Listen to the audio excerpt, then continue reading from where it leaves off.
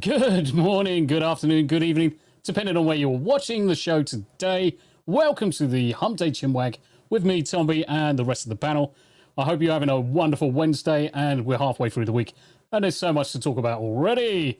Without much further ado, I hope you've got your drinks ready. Today's a beer day because it's just too bloody hot in the UK. So, let's bring out the usual suspects to start with the boy who's just passed the 1K subs. Congratulations to Smoo, my brother from another mother. Hey. You got your brew ready? My dude. I got my brew ready. Coffee. Congratulations on the subs. Cheers, man. Likewise, by the way. Congrats on passing the 1K. Even though YouTube's messing with you a little bit, isn't it?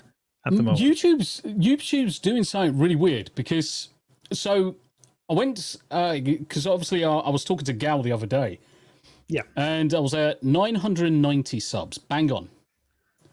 Went to have a shower because it was hot as fuck. And Gal had done a shout out during that time. I wasn't aware of it, but Gal had done a shout out. She did. Came back from the shower at 1007, was absolutely gobsmacked. It then went up to 1009. Only for some 6 hours later to go back down to 980, and then bounce back over 1,000 again. I've got no idea what's going on, because all of a sudden it's a flood of people come in and all subscribe, and then it all just disappears, and then they come back again. It's almost like it didn't register the fact that they had subscribed or done the usual comment. So anytime I do a Sunday shout out, guys, I normally always advise, if you're going to subscribe to someone, to make it stick. Always leave a comment, always do a thumbs up. Or like the video. Or like the video. Do it a couple of videos to really make sure, and your subscriptions usually stay solid at that point. Yep. But the only other thing that I could think of, and I did see a number of people joining some of the recent streams that I haven't seen on in a while, is whether some of those subscriptions from, say, this time last year had dropped off because the person hadn't been on the channel. Yeah, and I saw the likes of Cannoli in chat. I saw some of the other guys in chat, and I'm thinking, I haven't seen you in chat in a while, but then it bumps up. So YouTube shenanigans, craziness. But congratulations, bro. It's well deserved, my friend. It's a long time coming. It's been a long time coming. For celebration purposes, I'm wearing my I Don't Want to Taco About It t-shirt that I got today, and I also got in honor of Jack Tarlett, I've got the glasses for today. Happy days, happy days. And I've got my new Big Trouble in Little China t-shirt on. China, which is absolutely fantastic. Absolutely fantastic. The other thing I was going to say is the boy Steel Leg. He's actually just passed the 500. Did he? He's just passed the 500. I think he's at 502, and he's after something like 100 watch hours, and then he's monetized. That's insane. I looked at his streaming. He has literally streamed every single day, and on some days twice. Saturdays he's usually streaming twice, or Sundays he's usually streaming twice. Yep. But it's good to see people in our kind of smaller community, all subs going the right direction. The community's growing. It's fantastic news. Right, enough talking about us and blowing smoke and trumpets and blowing each other off. Let's bring on Stasis Queef. I ain't blowing you off. I'm sorry. Oh. Not Stacy Queef. Why not? Why? Why not? Because I know what you do with it. Why do you think this is cloudy? I know, I was going to say, that's some yeast infection there, isn't it? That isn't a beer, people. That is not a beer. GTA 5. No, this is generally fucking American piss water. Oh. Supposedly it's American piss water. It's a UK brand called The Mad Squirrel. American Pale Ale. Are we sponsored now? Are we sponsored? We're not sponsored YouTube. Call me tits, okay? This is not. Mad Squirrel, reach out. It's actually all right. It's actually citrusy. It's nice and refreshing. Oh, I don't like the packaging leaves a lot to be desired because essentially it's just a black tin and they've just stuck a label on it. I mean, look how cool that is. How many black tins do you know that have got sticky labels on? Well, not in. I don't know any. Europe, at least. Not in Europe. I don't know any. Was it K9? Was it called K something? K. Oh, was it K cider? They came in black, didn't it? In the 90s. Yeah. Case out of disgusting. Yeah, tasted like fucking. Tasted like coal. Anyway, welcome to the 1K club, then, guys. I was a little bit left out there on my own. Yeah, but you're not in the 1K club. Yeah, I am. in the 2K club. 1,300. I thought you were. Oh, I thought you were over this the 1,500. wasn't a little bit ahead of us. No. Why you been so gay? I know, because I ain't done a lot. I need to do more. Yeah. Need to do more. Fuck me. You got. We're going to overtake you soon. If we continue like that, we do. Well, the thing is, what we should have is the internal competition now to get to 2K, and just do whatever we need to do. Prop each other up, support each other, push each other. Where's your content? What you doing? This looks like shit. Redo that. Everything that I do is shit, so I don't. Just be like, shit again. Well done. Shit again. Well done. We got to be better. We got to be better at networking. That's the general idea. That's the key thing, and I'm really, really fortunate that quite a few people have reached out, certainly to myself recently. But I always make sure I'm taking anybody else that I can do with me. Always name drop as much as we can do. Spread the love between all of us, because at the end of the day, we're all in this stuff together. We're all in to create content and have a good laugh. And the more people we can get to enjoy our content, that's the goal. It's not so that we can make massive amounts of cash, because it's not even about the cash for me. It's never been about the cash. It's all about just having a good chin wag and a good laugh. You're right, Carl. How you doing? The fight for 2K. I'm on the fight for 4K watch time right now. Hey, guys, how you doing? We are living a dream, Carl. We're living a dream. We are living a dream. We are living a dream. I say it's good if you. I think I reached my hours before my hitting the 1,000. So that's like lovely. Well, that's because I rebranded. It did help a lot. This is where the algorithm, or this is where it's completely fucking shit. Because if you have a look at my watch hours are close to 15K. So I'm way past the 4K requirement. So it's like, what you should do is, there should be a sliding scale. For every 1,000 watch hours you go past the 4,000, the sub requirement goes down by 100. So theoretically, you could get 10,000 watch hours and 500 subs come off the 1,000. So you only have to get to 500 subs. If you've got 10,000 watch hours, bang, you're in. That's what they should do. It's a kind of like you're getting the watch hours, but you're just not getting the people. Just like an enticement, you mean? Yeah, exactly. Yeah. There he is himself. Steeleg, Tomby, hello. How you doing today? Be blessed. Cooking some dinner. No, let me reread that. Cook-owing some dinner to nignate for everyone. My sis and niece are going to visit some friend tomorrow. So making some steaks, since it's what my niece asked for. Steeleg, just say that you eat black people, okay? It's fine. Steeleg, congratulations on the 500, mate. How close are you to the hours now? Because I've been streaming your stuff all day, so hopefully we've put a few hours behind your belt. I put Jailbreaker on today. Enough talking about Stasis Queef. Let's bring out the Gregory. Hello. Hell. How are you? I'm all right. So I got a question. Have you had a piss? Yes. Have you had a smoke? Yes. Do you have a cup of tea? It's a bit light, to be honest. Ooh. Are you going to be able to last 3 hours? Not without tea, but okay, that's fine. I can switch to water, and I've got that in the fridge already. I'm prepared. How you doing, Greg? It's good to see you. Yeah, not bad. I've had a fun week playing with Mr. Porkchop. Yeah. On his. No, that was it. Just end it there. Just playing with him. Just play with No contest needed. So you've been chilling off. No, but I did find out what that sticky stuff that was stuck to Az's hand after it's called smegma. Was. Hey, that's Deep Lord. No, don't worry. Anyway, I got news for you. But mostly, I've been eaten by zombies all week. I was the first to. I'm glad you said eaten by zombies. I was like, I was the first to get the achievement of being eaten by 28, dying 28 times, and I've been playing Dead Island 2, in the evenings than dying so often. So He loves just being fucking chewed off by Porky. That's what he is. It's He likes to get should we call it The groan there was a bit weird. Should we call it the Porky reach around? His fucking face is like fucking rotisserie bastards. piggy. He loves the Well, Wednesday yeah. night, doesn't he? Chat, when he's stretching his arm off to the side, you think he's going for his cup of tea. But no, that's the other end of the reach around. It's the pork chop. what am I, Mr. Tickle?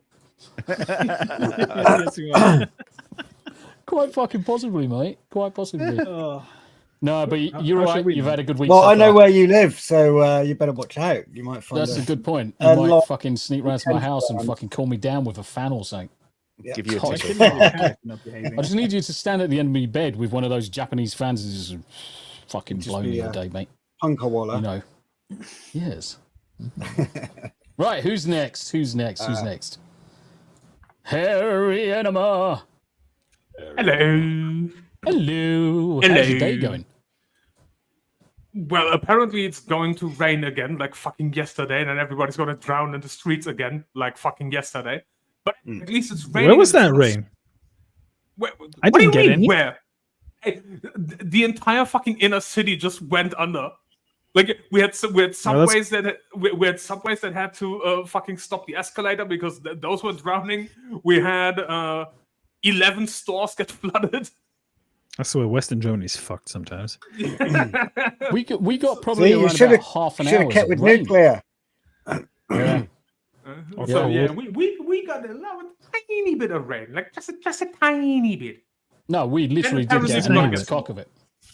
And Jack's apparently in the we're gonna get some house. Jack, welcome back. It's been a long time, Actually, Jack. How you Tomby. doing? I'm Oh, 260 Tomby. for my cock. Fucking Jesus Christ. The funny thing Jesus is, fucking Christ. the funny thing is, he goes from the sunglasses to turning off the camera to going to Dankula and then coming back. Yeah. It doesn't help at all, like not at all. I actually left a comment on Dankula's video earlier on. Did you? Yeah. When I saw his face, I was fuck. Yeah. I mean, the thing is that I quite recently just shaved my face. That's exactly the same thing that happened. I accidentally put the number 1 guard on instead of the number 4 guard. And the number 4 guard is perfect just for keeping it at the right level. But as soon as the number 1 went straight through that part of my chin, I was like, fuck. Now I'm going to look like a fucking baby's ass for fucking 2 days. And everyone's what like, happened when I you shaved don't my look hair. fucking right. I actually trimmed my hair during COVID, so I trim it very short, and then I accidentally trimmed it all the way off. I was like, Yeah. fuck, now I'm committed. So Yeah. I was running around with a bald head for like 3 months. The problem is, that as was soon as rough. you commit, that's it. You've got to follow through with it. You got to follow Yep. through. There's no gluing this shit back on. Not like when you were kids, gluing fucking pubes to your fucking face, Stasis. You fucking. You what? fucking Yeah. did. You what, mate? But we You want got me? some shit to talk about tonight, and it's Oh, gonna fuck be yeah. funny. So, without a shadow of a doubt, let's move on. Let's bring out the Abe. How do? How do you do? What did you out today?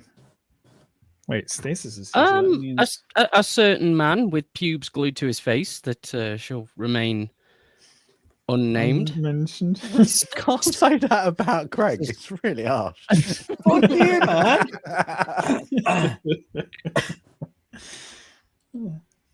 How y'all doing? Yeah, Good. living the dream, mate. Living the Living the dream. dream. I've actually got a second aircon now. Tam's like, fucking hell, where are you going to put that? I'm like, right, I'm having one in the bedroom. I'm having one in the office. I bought another one yesterday, took that round to mother-in-law's house. Fucking aircon coming out my ears, and it's still not enough. Still not enough. Yeah, it's been roasting, hasn't it? Mate, it's fucking crazy. It's crazy. I just literally, if I could get away with just having no fucking shorts or boxer shorts on and literally just cooling my bollocks down with a fucking fan underneath the desk, I would. But the problem is, there's just too many. Why do you think my opportunities to stand camera's up. off? This is also true. Daily dysfunction. Don't be a dong. Cover your schlong. Yes, protect yourself. Put the Johnnies on. No, that's a Willy Warmers reference, I'm sure. Oh, mate. In fact, hold on. That's a good advertisement, actually. I can do that. That's the tagline. Wait for it. There we go. For awesome yarn and sock ideas, potential Willy Warmers. Look up Yarn Witch here at pineandgolden.com. And with that, let's bring her on. Yarnie. Hey, Yarnie. Hey, Yarnie. You know, when I first started Pine and Cauldron, never ever did I think dicks would be associated with it. But I'm not. I'm not complaining. I think it's great. Let's be fair, Yarnie. You've got 6 of them on the panel, so. Woo! This is also true. Hold on. Gotta keep your dong warm. Are you really including fucking Greg in that count of 6? What? No, he's including mine. What? All right, okay. Yeah, that's fine. Greg's like, yeah, that joke's gone over my head. It's gone over my head. It's okay, Greg. That joke came. That's Daily Dysfunction. Did you like that one? That was a good segue. That was cracking. It was well done. The joke went into Greg's room, went like, "Bye, have a great time," and then left. Yeah, It's like a couple of walls. Yeah. Excuse me while I whip this out. Andrew in the chat has a great idea. Make ice holders for people's junk. For all y'all that are dying right now. That's not even a joke. I'm serious. Like, if that was something you could buy right now, right? You can get cold vests. Get all soggy. It would have to be basically. And not saying that I've thought about this stuff in great detail, but it would have to be a silicone mold with gel on the inside that you can put in the freezer. Because as you stick fucking ice on your fucking todger, there's one or two things going to happen. One, you're going to fucking look like you piss yourself, or two, you're going to get fucking frostbite, and then it's going to fucking fall off. So get yourself a lovely bit of. Did a Prince Harry? A Prince. Well, I don't know. I mean, maybe you need to put a bit more thought into that, Tom. No, You clearly never thought about this before.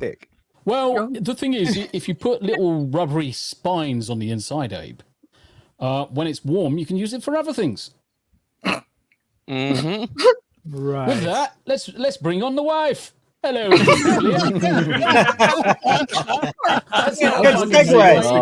just waiting, just coming in the background, this frying pan smack around the head.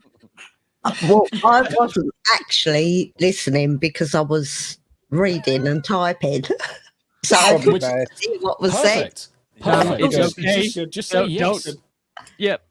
These are the lessons people learned being married to Zombie. Icicles for your dixicle. Dixicle. Icicle for your dixicle. Daily knows what's up.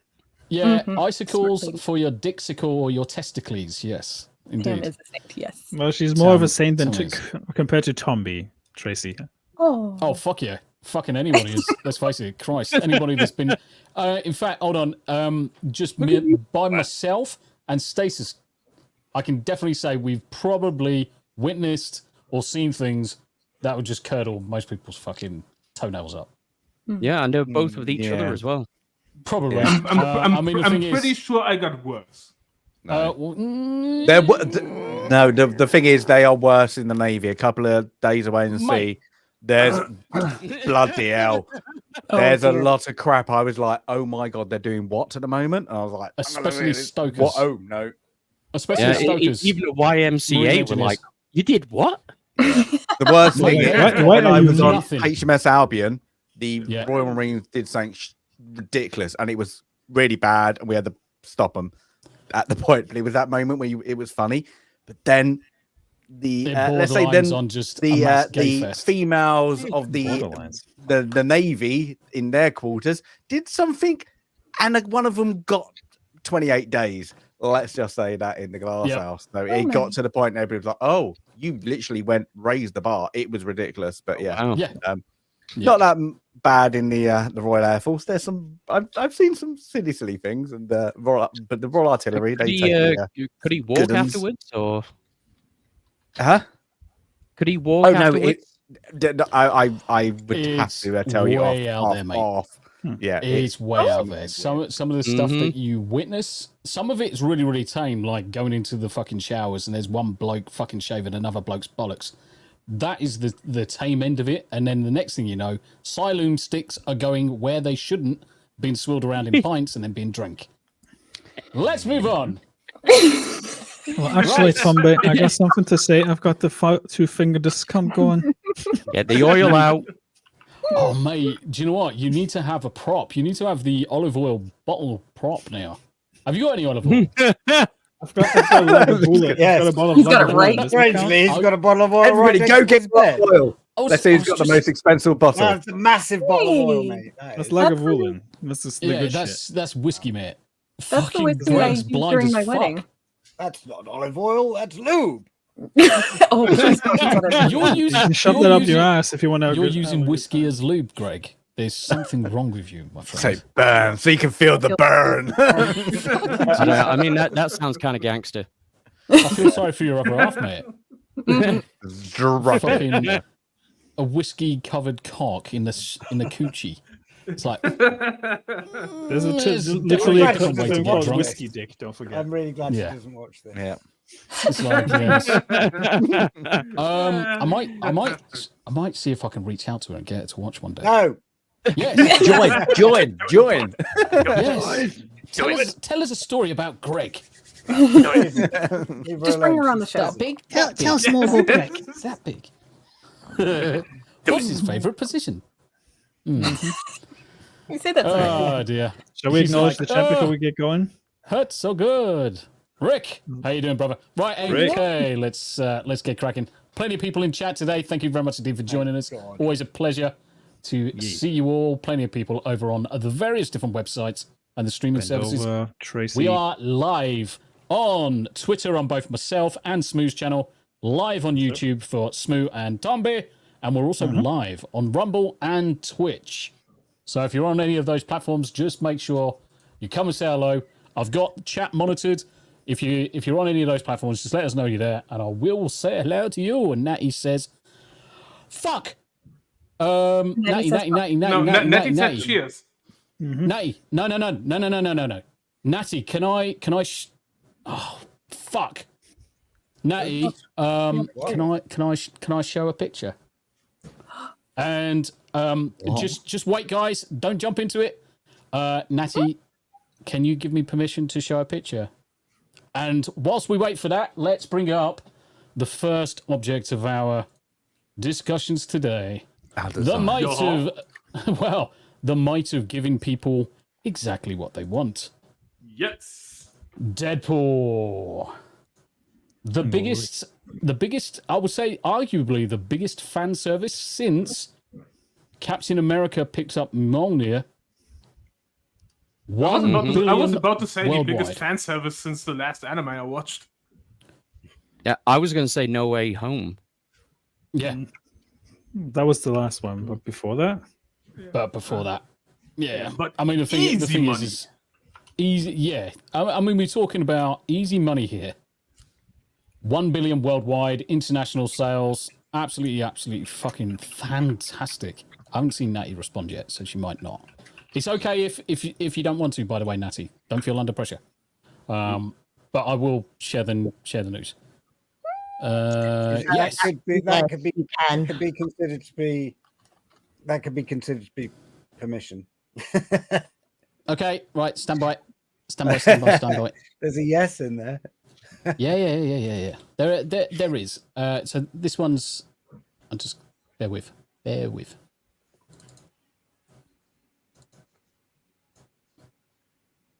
You can talk amongst yourselves instead of being fucking silent. By the way, you fucking cake. Like the dead man. Really good at making it awkward. Who's fucking chuffing himself off? Fucking weirdy. Probably Stacy. Someone sounds like he's It wasn't fucking me, I was huffing his own cock. That's right. Let's no. Neil Greg. We're just gonna do what we always do. Let's just rem Stasis. Baby Natty, congratulations. Oh, I gotta say, the congratulations. baby already mastered the art of being a secret Asian man. Yes, Approved. but What? that's a girl. Anyway, Secret Asian ma'am. ma'am. Ma'am. No, a round of Congrats. congratulations in the chat, please, for Natty McBatty, Yay, who's Natty, given birth to a latest bundle of joy, and she's absolutely fucking beautiful. Good job, lady. Well done. Well done, mate. Well done. Oh, that's really good news. Really good news. Thank you for letting us share that, by the way. It made my day, because obviously halfway through the day, I suddenly get a ping from Natty, and I'm like, hey, up, what's going on? And then she sends me pictures. And I'm like, squee, my braveries! About to say my ovaries hurt. Literally, my braveries almost exploded. And Ickle will basically confirm, anytime the kids have had kids, I absolutely fucking love babies. I think they're great. So you're getting another cat then? I'm like, we already have. So we've got two kittens. We got two kittens, one bigger kitten, and obviously Poppy. So, and they've been playing more and more. So Cosmo, sounds like you need a rabbit. I see what you did there, Arrow. I see what you did there. Congrati, Natty, McBatty, less fatty. Yes, technically, because the baby's out now, so we can say that. We can say that. Oh, but yeah, Cosmo loves to play with Yarnie and loves to play with Salem, who's the newest. Did I show you the video, Greg? Of the cats. Andy, why are you weird? Andrew is just typical Andrew things. Just ignore him. Go get some sleep, fucker. Andrew, I love babies, but I cannot eat a whole one. I see Andrew everywhere as well. It's the old joke, isn't it? All right. Yes, Lisa. We have baby's omnipresent. Yeah. Here we go. Look at that. That's Yarnie. That's the girl who doesn't take any shit. Honestly, she takes no shit from Salem. Watch her fucking deck him. She's like, fuck your face. Fucking gets him, headlocks him, fucking full on bites his fucking head off. It's like, Salem's like, no, bitch. Get off me. She's like, fucking come back here, you prick. Oh, it's basically live action party animals. Mate, I could probably do, you know, the Stone Cold Pop, the biggest one that he ever got? I could probably do that for the entrance for Yarnie and beating the fuck out of was that clip on YouTube and add Party Animals music to it? Oh, yeah, could. It would work, wouldn't it? Yeah. I mean, it's cats on the internet. I mean, that would be probably the most popular video you'd ever upload. Yes. Like literally million views overnight. I could probably put the adverts on it as well. Yes. Yeah. You could. Lurkio, how you might as well. Hey, how you doing, mate? Right, anyway, back to Deadpool. I have to ask before we move on from the kitties. Does little Yarnie, does she have a white tip on or at the end of her tail? Yes. Oh my god. I'm sorry. I'm going to bring down the fun a little bit. Kronos had a white tip at the end of his tail. Oh, that's really sweet. I love that so much. Anyways, thank you. I love you guys. Very fitting. She's got such an amazing color to her. Salem and Yarn Witch is a good combination. Yeah. It's a good combination. And the thing is that I was desperately trying to think of names for Salem. And Ickle's like, well, as soon as we got Yarn Witch, and he's black anyway, we could call him several racist things, but let's call him Salem. They were your first choices, and she was like, nah, mate. Mate, I was going to go for Cotton Picker or something, but I got overruled. Drew the line, Porch Monkey. Moo the DJ, member, yes, Operational Shadow. Member for 7 months. The fuck is this shit? Anyway, congrats on 1K, you cunt. Thank you very much indeed for the member message. And yes, Smoo the DJ as well. Fucking congratulations, you fucking prick.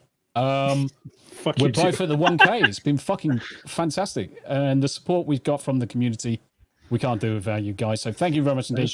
Everybody else that's on the channel as well. Stasis Geek seems to be losing subs, so we might need to give him some.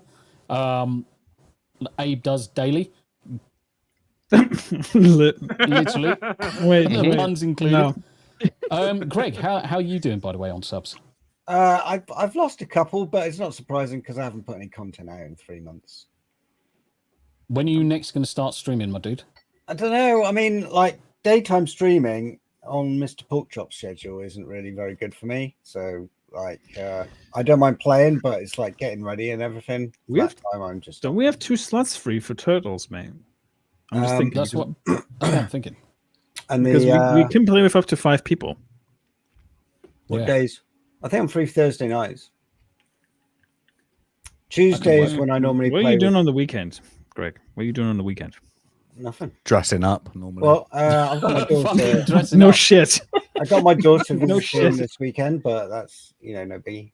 We'll drop you a line about playing a co-op game over the weekend. Yeah, cool. So awesome. it's going to be. I'm up for like evening streams and weekend streams, really. Cool. Are you also going to be jumping into WoW War Within? Yeah. Cool. Happy days. Yeah. That'll be good. I'll get back into it. I'm going to also create another level 70 character because I've got that boost. Yeah. And intend on playing with my son and daughter, but they've got shit going on at the minute. Yeah, it's all good. Abe, member for 6 months, you absolute slags. Fuck off. So to the Americans out there, he basically swore. Nerd Takes, congratulations to Natty and Baby Mabatty with a 199 super. Thank you very much indeed, my dude. Always a pleasure. Thank you very much indeed. When you are ready, Nerd Takes, when you're ready in your home, if you want to jump on, just jump in. Just jump in, mate. Spots there. Spots there. And Wheeler Mila, it's good to see you. Long time no see. I hope you're doing well. Deal Breaker, what's good, everybody? Right, anyway, back to Wolverine. Wolverine, yes. So, obviously, from what we've seen in terms of money and everything that they've taken over this, it's clear that the movie has gone down really, really well. They've got a massive, massive fucking boost in terms of revenue coming in because of the film, what it was made for. So I guess the question for the wider panel is it a case that if you give the fans what they want, they will come? Yes. Why do we? Yeah.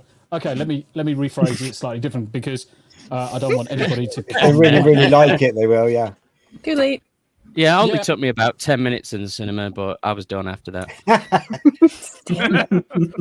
must admit, I didn't stay for any end credit scene if there was one. There was a payoff. Yeah, there was end credit scenes. So, 2 seconds, guys. 2 seconds, and yeah, to be honest, most people should have probably watched it by now and probably would have seen the end credits. So when Johnny Storm dies. Yes. Nah, fuck him. Beware possible far-right bollocks. Because we updated That's the kind of stuff that I subscribe for, actually. Yeah, well done, Jack. So that should actually say, spoiler alert, warning, spoiler alert. Nah, it works Johnny, as well. Obviously, Johnny Storm was in there and Cassandra Casanova just rips his fucking skin off. Yes. And you've got bloody Wolverine basically saying, you got him killed, and whatever.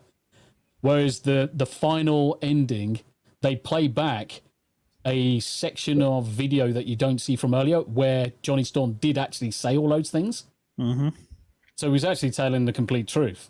At no point did he lie or anything. He just threw him under the bus by saying he did actually say those. So that's why he said it. There's one criticism that I've heard about Chris Evans' performance in that movie because he actually puts on a Boston accent. Yes. Whereas Johnny Storm is a New Yorker, right? So he's a New Yorker. He should have sounded like Captain America. Well, Chris Evans was playing himself because he's from Boston. So yeah, but what I'm saying is Captain America was from Queens. Yeah, that's true. So Johnny Storm should have sounded like Captain America. Yep. He's like a fucking stone throw away. Away. So, yes, fan service. What do we think? Obviously, fan service. Fan service pays off. Fan service. It can be done well. It can be done badly. Like the action and the characters, like being 2/3 of the movie, actually made up for the plot being dog shit. See, I don't think the plot was that dog shit. I know we had this discussion like, what was it, last week before? I don't think the plot was that garbage. I think it was fairly all right. obvious. I'll say weak. Weak. I can accept weak. I can accept weak. Okay, here's a question. It certainly wasn't would definitely been still liked it, and it would have been cool if it was Storm instead of Wolverine. Ah, do you know what? That's actually funny you should say that. It's funny you should say wouldn't have been, would it? It's all about it's all about Wolverine, isn't it? Going back, really. Because I had this down by the side. Halle Berry was down for a Storm return in Deadpool and Wolverine, but there's one Ryan Reynolds shaped reason why it never happened. And basically, Blake Lively had run into Halle Berry and said, "Would you be up for reenacting Storm?" And she said, "Yeah, 100%. If he asked me," and he never did. So, but the question is that a good thing or a bad thing? Would Storm have added anything extra? There must have been a caveat from the studio saying this is who you can have because of the budget constraints. Yeah. Because they could if they were unlimited, they could have got everybody, couldn't they? Really, they could have. And the thing that I get from this is you look at the existing film. So you've got Wolverine in one universe, Deadpool skipping out and moving around to grab. Fucking name is fantastic. That's phenomenal. That's a great name. No, do you know what? I'm going to highlight that again. It's the rice. It's the avatar. Can you see the dick? It's fucking amazing. When I just a quick aside. When I logged into 7 Days to Die on the server this morning, someone had built a fence across the drive opposite the house that me and Mr. Porkchop and everyone else are like chilling in, and it just said penile rice right the way across the driveway in like meter high letters. But he never did see it. I saw it and then I logged out. But and then it disappeared because some server restart or something. This is fucking amazing. How mysterious. What's with the fucking names going on tonight? If I was to guess, I would actually say that's fucking Highlander, because Highlander's got a thing for his fucking names. He does. And he's got he's got a ton of soccer accounts as well. Yeah, he's got like 300 volts, one or two, which may have been provided by Yarnie, which is special services. Yes. Right. So coming back to what I was going to say. Right. Okay. So you've got Deadpool, Wolverine. They're outside the void. You've got characters, cameos inside the void. Storm, would she be inside the void or outside the void? But she should be outside. Yeah. Wrong. She would be inside the void. Why? I don't care. What? With the characters that are inside the void, what is the one thing that they do have in common, which is why they're in the void? They're all from the Foxverse? No. Their timelines have been trimmed. Their timelines have been trimmed, and they were put in a void for the purpose of preventing them stopping the trimmage. That's the whole reason why a lot of the cameos were in there, a lot of the characters were in there, because they were the ones that would fight the hardest to prevent their universe from being destroyed. So really, I would have expected Storm, being who she is, and everything that we've seen of Storm in the comics, everything we've seen of Storm in the films, she would be in the void as well. Okay, now she's in the void. Yeah, well, the problem would be is that because Storm is an Omega level mutant, she would have the ability to just, wipe away Goliath with the wave of a hand. And that's precisely my problem as well. And I think because of the level of her power, she was too strong to include in the film. I think you have to make sure that whatever mutants, I mean, let's face it, you've got people in there that weren't mutants, but the level of the power of the mutants had to be taken into consideration for who was actually included in the film. You can't have people that are super fucking powerful. Because she would have just snapped fucking Cassie Nova in half. If the other, superheroes from the Foxverse can appear in there, then, what about alternative Magnetos and the whole Fassbender. Aspender. I hate to derail this conversation, but that image right below the end of the article looks like Greg. No, it Just doesn't. a bit more grayish, yeah. Actually, if you cut the hair, yes. Yeah. Even more so now. Hold on. I'm getting a haircut this week. Who is that? It's you. No, Heat Pump you and AI. Brand. Who is You and Heat AI. Pump Brand? It's you with a shave. It's probably an AI image. It looks like AI. Yeah, Open it's a new about tab. government grants for fitting heat pumps to your property, which I think, personally, is a bad idea. And they can't be legally removed if you do. So don't do it. Yeah. I think this is Greg's Tyler Durden. That it could be. Tyler Phillips, is it? I fucking knew it. That has to be Highlander. Yes, Of course it is. It's always Highlander. Highlander's just going to screenshot that and then turn it into some graphics. It's going to print I out. think it was Photoshop, you say? Photoshop. We've got plenty of experts in Photoshop. Wasn't it Field D's Nuts? That was the account that you changed into Penal Rice. Yeah. Mm-hmm. Yeah. Oh, you haven't seen the best one yet. You haven't seen the best one yet, Abe. Must have a rod up your pooper. Yeah, no, I've seen that one. And obviously, but with the impossible you wouldn't be able. smiley. You wouldn't be able to pronounce the R's, so you'd have to change the letters. You can change. Anyway, like it would just yes, coming back to this.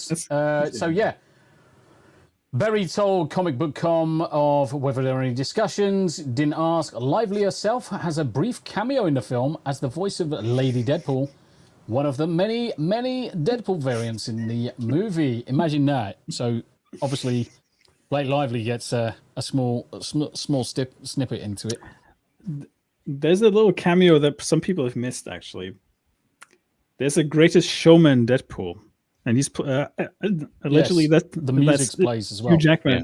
There's Hugh Jackman in the costume as well. Yeah, the music plays quite a few times. So yeah, there's so many Easter eggs.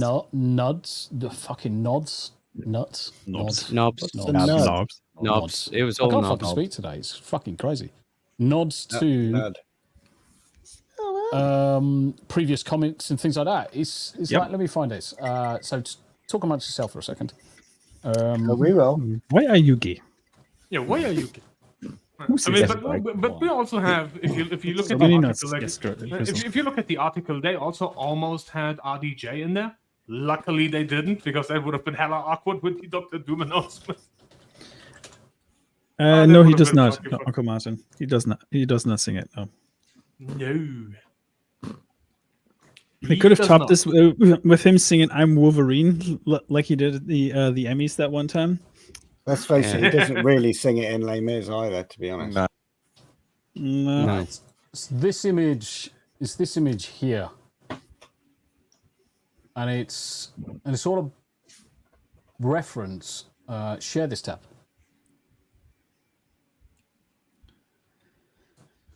Where's the fucking music coming? Oh, fuck off, you bastard! Right. Okay. Liefeld's just feet on the left-hand side. Mm-hmm. Does anyone know the significance of that? Does anyone in chat know the significance of it? Yeah. It's Rob Liefeld, right? Yeah. Only because I've watched people discuss it. Oh, right, okay. Fuck you then.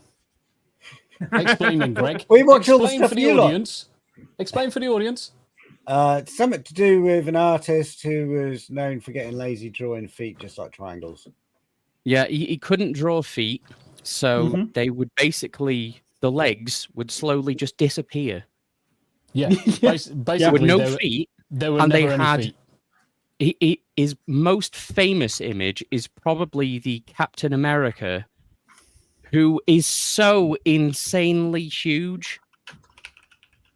And they're just not even for a superhero, they're not remotely realistic proportions.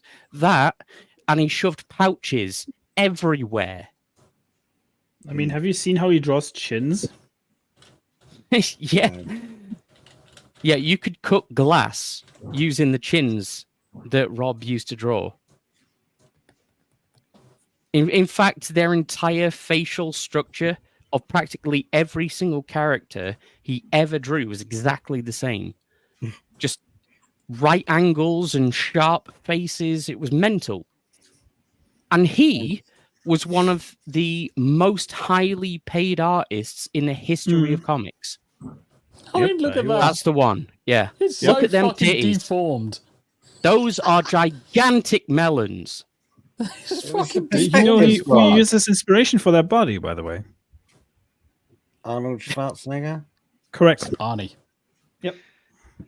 But the perspective on the head chest is wrong. Yeah. I mean, the thing it's is, all wrong. The perspective is wrong. Let's face it, you can literally see the other side of his chest when he is side on. Yeah. He's kept the stars going. It's like what he should have is if you like peek around the corner, there's like a gaping wound in his rib cage and ribs jutting out, and maybe a tongue and an alien mouth. You know when you it's like the Michelin Man stuffed in a leotard. Yeah, I mean the thing is, he looks like, you know, when you want to take a really nice panorama photo with your phone, and you've accidentally just swung a little bit too fast, and someone's changed position, so half of their body is facing one direction, then he's turned and facing a completely different one. But there's no way you should be able to see the other side of his chest side on. And I'd actually go as far as say at the back side, you can actually see his other arm here. So he's actually facing, technically, he's facing in every away off at direction. an He angle. broke his back to actually angle the He's facing the fifth dimension. Exactly. I'm expecting a hound of the Tinderlos to pop out of his ass any minute. No. What you don't understand is that Captain America is just omnipresent and is at every angle at once. No, I've got fucking this tickles me. Fuck's sake. Yeah, I've seen that. Yeah. Hey, do you know what's crazy though? That image on the left is technically comic accurate. Is comic accurate? Yeah. Captain Swole. Captain fucking Swole. Captain Swole, bro. Mate. Do you even live, bro? Do you even live, bro? Fucking Jesus. I tell you what, there's so many images of this fucking shit. It's fucking untrue. We need to, like, this needs to be a thing. He's Captain Swole, and instead of a shield, he throws with fucking dumbbells. Where's the picture of Paul Young on his dong? Wow, it's to cover over his yeah, but why Paul Young? Why not? Why not? Okay. Wait. Are you a fan? Really pissed off? Is that sack? But here's the thing. I'm just confused. So to anybody that knows immediately what I mean, why is his physique worse than that of a fucking space marine? Oh, this is good. So I did hear that the artist threw that together, like, I don't know, sleep deprived or something like that, and like later on saw it and went, "Oh yeah, no, I did a bad job with that." I think he basically said that about his entire career. This is a legit photograph, by the way. There's no Photoshop in this whatsoever. Not at all. Was he actually carrying Captain America's shield? Oh yeah, because he can afford it. He probably made it. He could buy vibranium. He'd be like down to SpaceX and say, "Forge me the toughest shield." Yeah, I think in this image he must have been turning so quickly, his body was trying to escape gravity. Yeah. It's the only thing that makes sense. Really is the only thing that makes sense. It's fucking crazy. I just shared an article in the private chat. Yep. Nah, it's just literally a thing of being Captain fucking Swole and throwing dumbbells. Woo. Okay.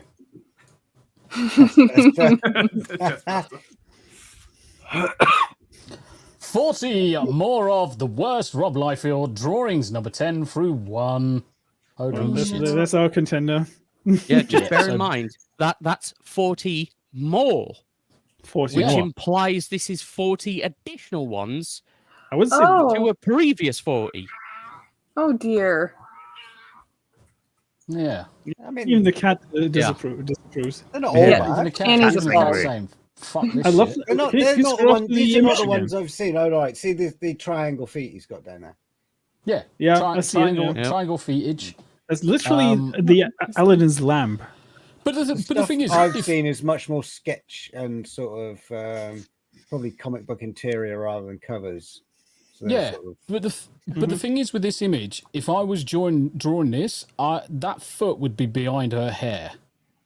Yep. Yeah, you but they're superimposed over one another, aren't they? They're superimposed. Yeah, correct. But he could have easily removed half the problems with that foot by just shoving it behind her hair. Yeah, just don't show it. Yeah, come on, next. Yeah, holding a 7-foot sword. Yes, nice one. Next. The face on the sword, the reflection in the sword is fucking funny. That's a meme. That's a meme template right there. This is someone who doesn't understand perspective in drawing at all. Just and doesn't also understand lines a of man perspective. who he pioneered copy and paste before the technology even existed. Yeah. Yes. What the fuck, man? That's an ass cheek, baby. Oh, them bonds of steel. Mm-hmm. Is he auditioning for a porn? What do you mean? It's fucking crazy. Just draw. You can Photoshop a casting couch right behind his ass cheeks, and it will still make sense. It would make more sense. Exactly. Looks like an armored turd from above. It's like a turd that you've accidentally wrapped up in tinfoil. I mean, it's all nuggety. Thrown against a wall. Yeah, I mean, you could use AI now to make this image work. Yeah. What in the fuck? What is the that? fuck? Oh, What do you mean? that's the derpiest Wolverine I've ever seen. What is that beard? Like, what the fuck? That's like me when I forget to shave my chin. Yeah, me too. Fuck him. What? That's the head of a makeup brush fucking glued to his chin. Like, Is it upside down? Is that you wanted to draw a goatee, but you fucked up? And then you just drew it upside down. What the Don't what? Nah. I love it. Just all like, that's just a little awkward. Moving on. But that's Apocalypse. That's It's Apocalypse, right? Apocalypse. It's Apocalypse, but It's a ripoff. Yeah. No, that's it's just not apocalypse. fucking a balloon. That's swole apocalypse. Swole Apocalypse. What the fuck? Yay, dick touch. Oh, I missed that. Why does it? Huh? Wait, hang on. That panel doesn't make any sense in continuity wise. And why is he fighting Ridley from Metroid? Why is he fighting Ridley from Metroid? Like honestly, like what the fuck? Look at that. That's Ridley from Metroid. He's grabbing his boobies. To be fair, that last panel bit looks a bit unfortunate, doesn't it? See, I was just thinking Jay, we have no idea. No idea. Jay, we We're don't still know. trying to work it out, mate. We're still trying to Why do work you think this I'm shit wearing out. sunglasses right now? Reaching over his shoulders and grabbing his man boobs.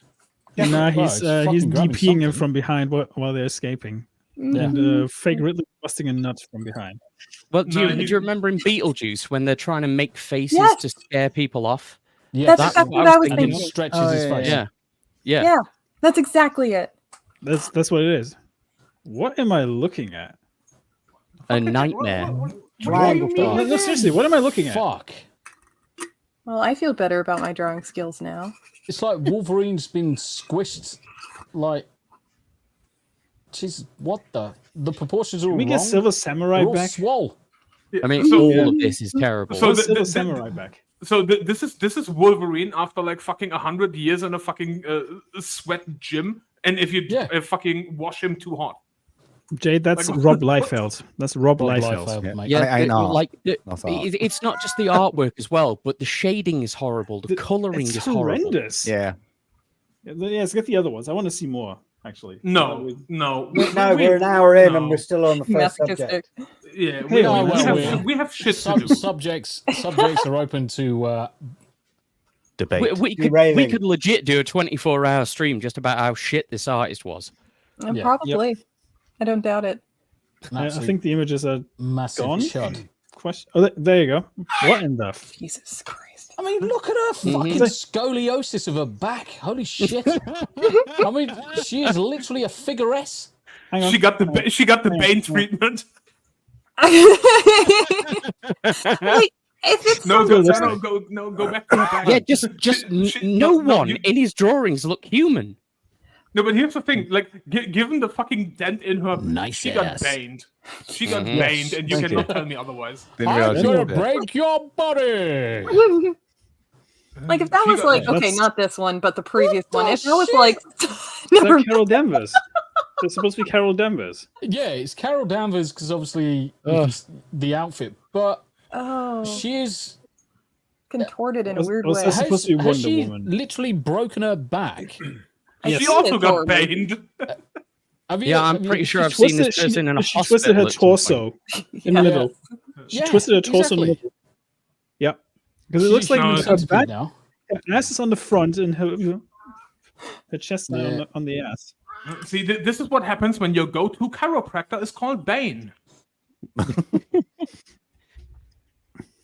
Yeah, why is the Juggernaut so fucking thin? The thing is, I've got less issue with that one across the board, to be honest, because apart from Spider-Man, what the fuck is Spider-Man doing? He's working. He's also backing that ass up to the casting couch. Fucking hell, head down, ass up. So this needs to be cropped on Twitter and sent at the Daily Bagel. Hold on. Scroll up again. Yeah.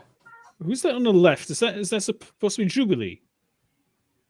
Is it? Was that Carol Danvers again? Which one? What? The one in blue? Yeah.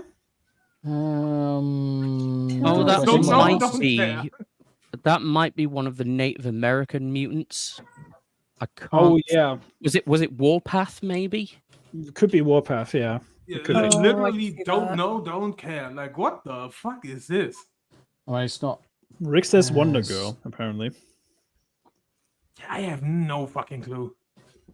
Oh, are we talking on the very left or the one in the bottom left? The very middle left to his left thigh. Right, let's see if we can. Peter Drucker. You're fucking cracking me up, chat. Oh my god, that's beautiful. That's even better than Peter Drucker, to be honest. Yeah. I hated that version of Cable as well. Yeah, that's a horrendous Cable. And why is Domino so tiny? Why is Domino I can show the version of Cable that actually looks good. Hang on, let me see if I can find it. So what's a good thing? I have my PlayStation 2 games next to me. Are we still in spoilers? Yeah, we're spoiling comics from the late 80s and 90s so that people don't have to read them. Technically, we are spoiling. Yeah. Oh, there we go. We're spoiling bad taste. Blue is Warpath, the blonde guy is Cannonball. Okay, that makes sense, Rick. Yeah. Yep. Yeah, it does. It does. Right. Okay. I mean, just compare this art right here with what I'm about to show you in this manual over here from the early 2000s. Don't know if you guys I can already see that. tell, even though it's barely visible, that it's so much better. There. Should be so much better. Yeah. That's a little better. Yeah. Are we showing off comics now? Are we showing off comics? No, we're not. Yes. Go. Best comic. Pick it up. Nearest one to me. Oh, God. Nearest one. I haven't downboarded it yet. Mate. Ooh. 2000 AD. Open up random. Oh, fuck yeah. What is that, an original or a reprint? Huh? Looks like a reprint. Nice. You know what's gonna come back? DC versus Marvel is getting an omnibus again. As it goes. Why haven't you boarded that? Just bought it. As I did. Oh, you bastard! Oh, the Razor Fist one. The Razor Fist one, right? Yeah. Mm-hmm. I watched you unboxing of this. Mate. It is a very, very sexy. The artwork is fucking excellent. Yeah. The artwork's Look at fucking that. excellent. Did you keep the other one in the plastic still? Yes. It's in plastic. I can't open it. It's in plastic. Yeah, I'm like that. So I'm like, oh no. So sorry. And if you've got like a hardcover version anyway. Yeah, exactly. So I might just have to keep it in there. But yeah. To be honest, Jay, that artwork would put me off any kind of food as well. Yeah. It counts. I've got a question for the chat. Nerd Takes, why are you being gay and why have you not come on the show? Anyway, why are you gay? Why are you gay? So why are you fan service, and all that good stuff. Let's get rid of fucking. Here we go. Really old artwork. Back to the show. Really old artwork. Speaking of fan but service, still massively better. Yes, massively better than fucking Liefeld. Way better. Adam's Evil. Bit of noir. He's showing up because he knows they really want that book. Home. We'll grab a beer and join us. Mine.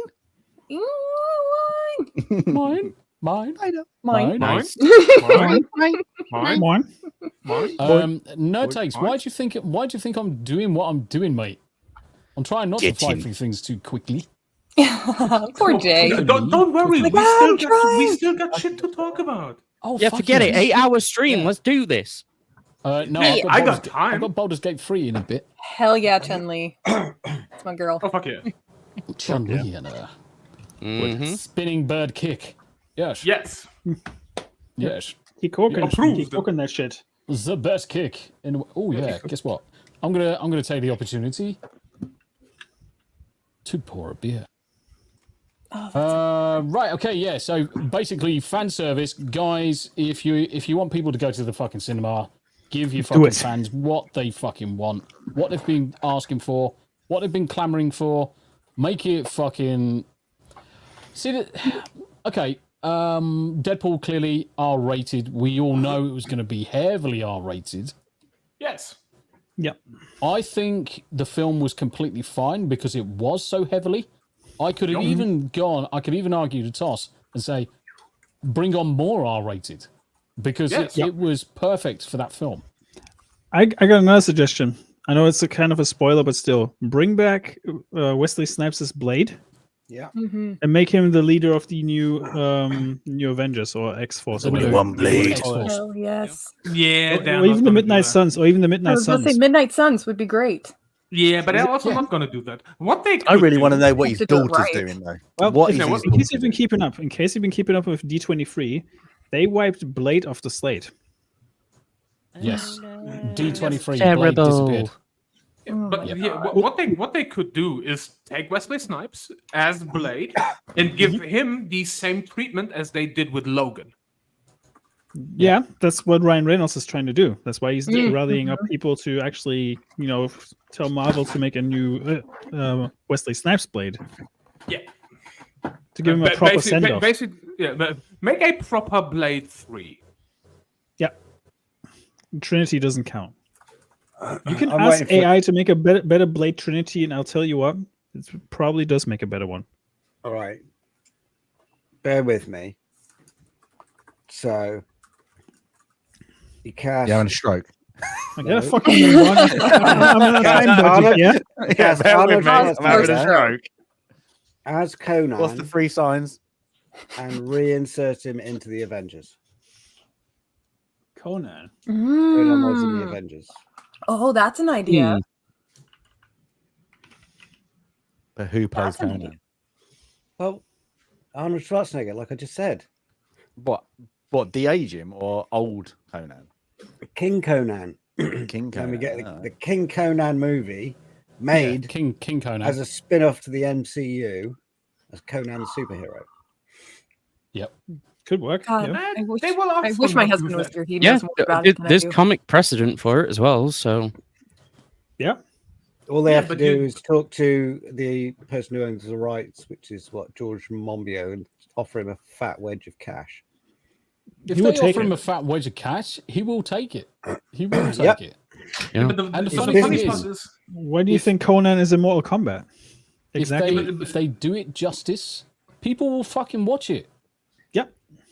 Yeah, but here's the thing. Go. You know that Disney is fucking too retarded and has too much brain rot because they have already fucking worms coming out of their ears to actually do that and make money. Well, I mean, we're getting Black Captain fucking America, man, in February, for fuck's sake.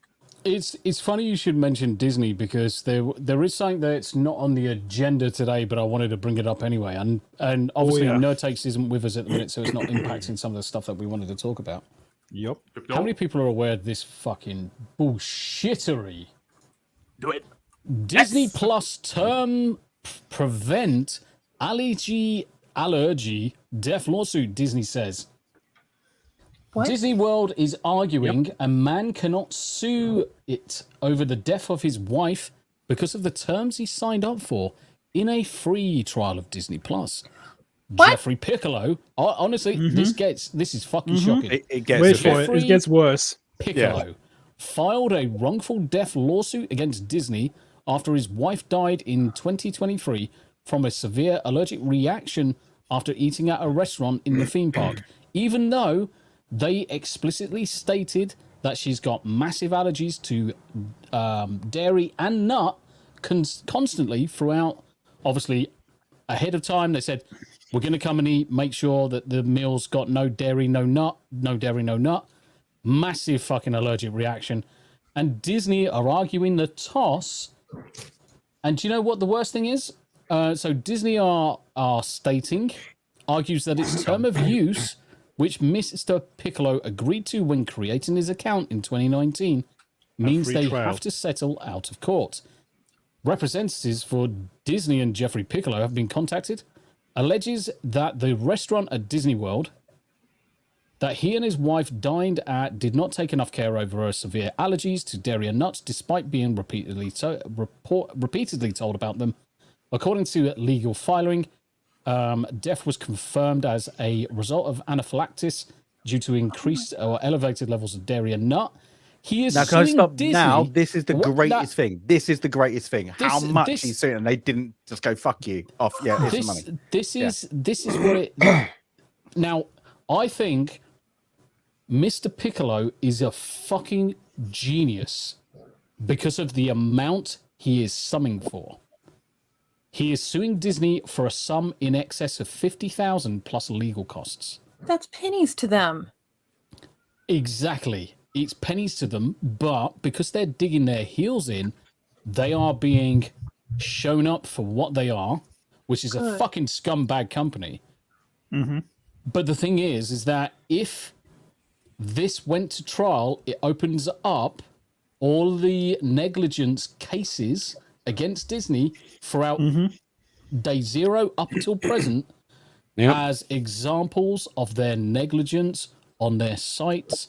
And we all know that, there's 91 deaths at Disney World and counting, 91 odd, and they've covered up every single one of them.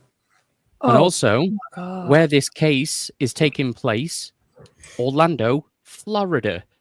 Yep. Oh, shit. Which isn't too keen on Disney right now. Yep.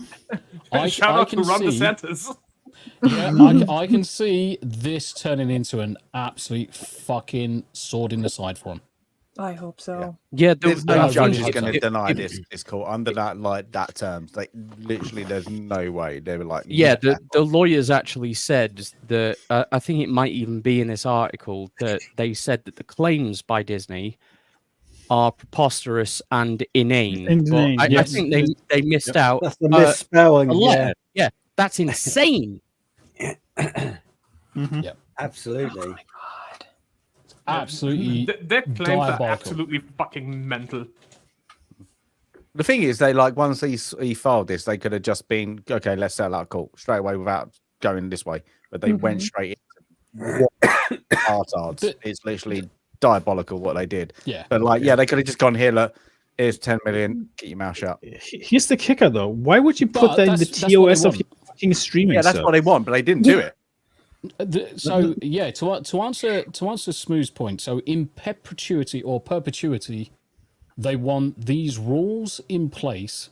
So at no point in time can anybody that signed up for a trial, irrespective of whether that account has been closed, deleted, in fucking delinquents, anything like that, they want as much ammunition as they can do to prevent them ever going in front of judge and jury because they know full well that they will lose, and they'll lose massively. Now, the fact is, you got a private individual suing for just, technically he says in excess of 50,000, but what? It's peanuts to them. It's so negligible in the grand scheme of things. The fact that they haven't agreed just shows how scared they are of going to jury and going to trial. I wonder if it's not just that either. It's not just that they're scared. It's also a reminder of how skint they are. I think there's also a wider implication in that if this does stick and that people who have a Disney Plus account cannot sue Disney and have to settle out of court, what if Gina Carano's got a Disney Plus account and then just say, well, there goes your lawsuit, love, you signed on this contract. Exactly. There's legal precedent for it, so you can't sue us anymore, bitch. Exactly. Yeah, look at the harm it's going to do to their branding, because just in case you're going to get the Disney people want to go and visit Disney. I understand they that. Don't give a fuck about that. But no, but now you're going to have that certain percentage are going to, just in case something happens, you slip and fall. There's going to be that people are like, there are people that fear. Oh, just in case you can't do, we can't visit anything Disney, and then but it's going to have a knock-on effect of other people going, well, I ain't going to sign up to, I don't know, like a Paramount Plus or whatever, just because nobody reads the terms. Who's read the terms on one of their Netflix accounts?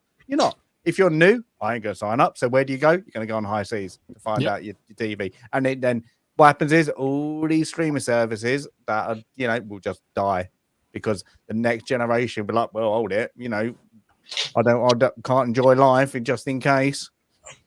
This ain't going to go anywhere. It's going to go to court. It'll get settled probably, but that's not going to go. I wish it would get more attention. Ultimately, if it does, if they use this scumbags.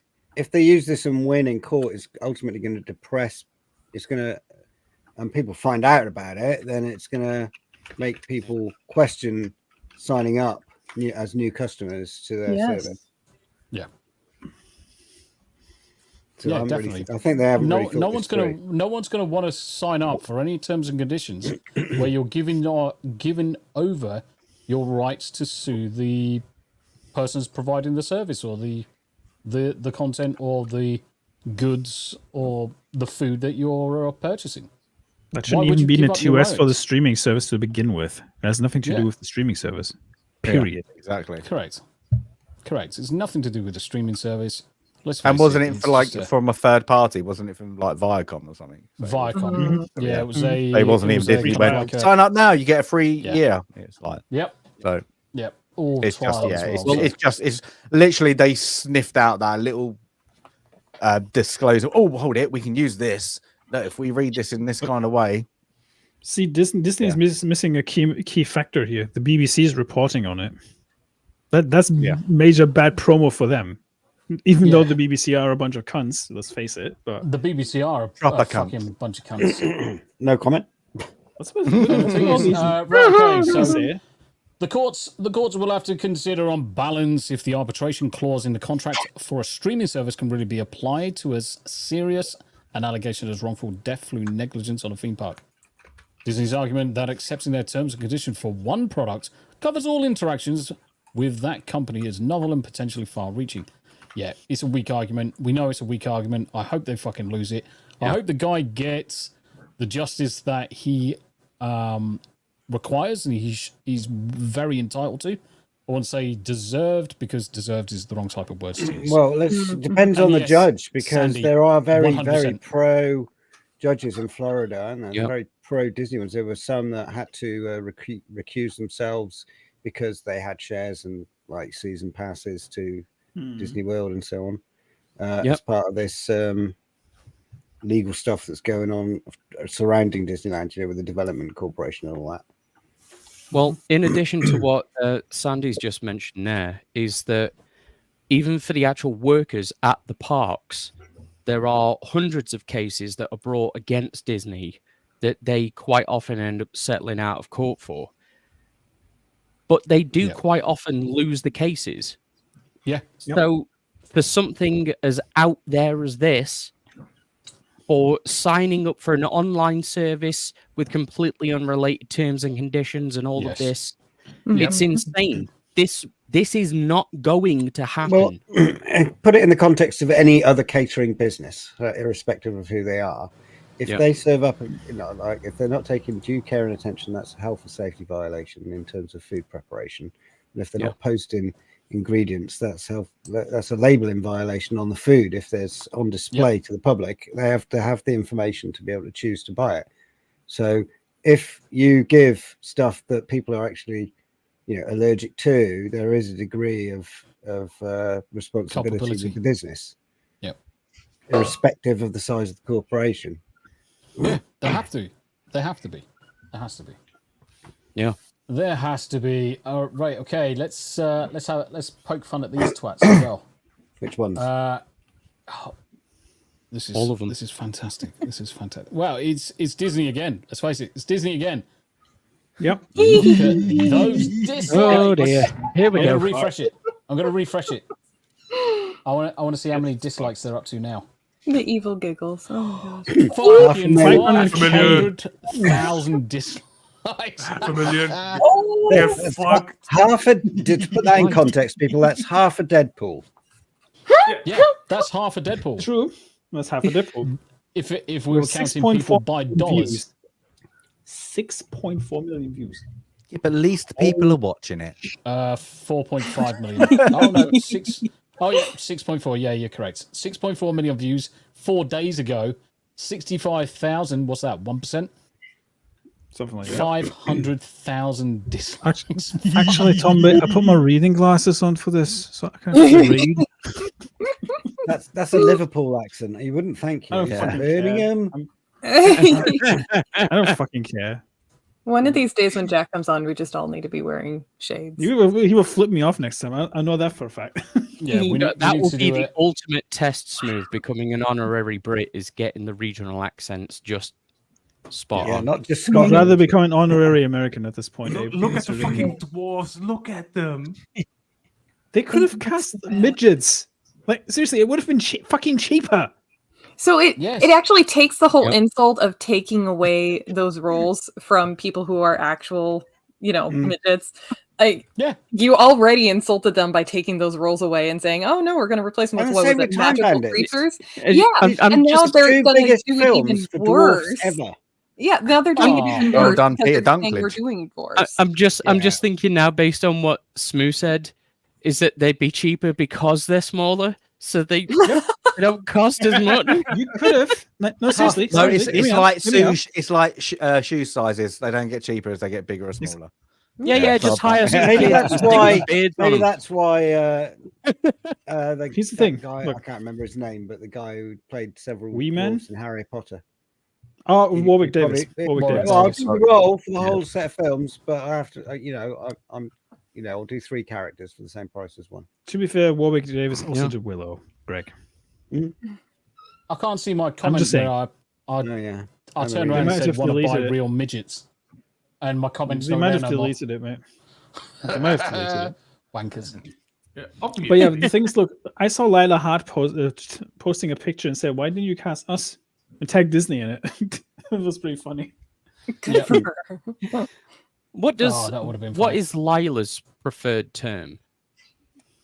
Good well, question. Is it like short person or midget? No, she says midget. No, she said midget. She refers well, she's got a disease, but she says midget. Yeah, I mean, she suffers from spina bifida, but ultimately she refers to my hip. Isn't there like height categories, and then you call it different height categories? Yeah, well, it's not like an offensive to it's like dwarfism. Okay, it's a certain height. Technically, who is the gymnast? Pickle is technically a dwarf. Mm-hmm. Oh yeah, huh? Hold on, Tommy, aren't you as well? Yes, fuck off. He's a hobbit. He's a hobbit. He's got hairy feet. I've got hairy feet. Precious. Say again, Tam. I said he's definitely a hobbit with hairy feet. He's a half-foot. He's a half-foot. Fuck off. Don't insult me with no feet pics, please, Zombie. No feet pics. I can say whatever the fuck I want. I'm your co-host. Fucking do not get the breets out.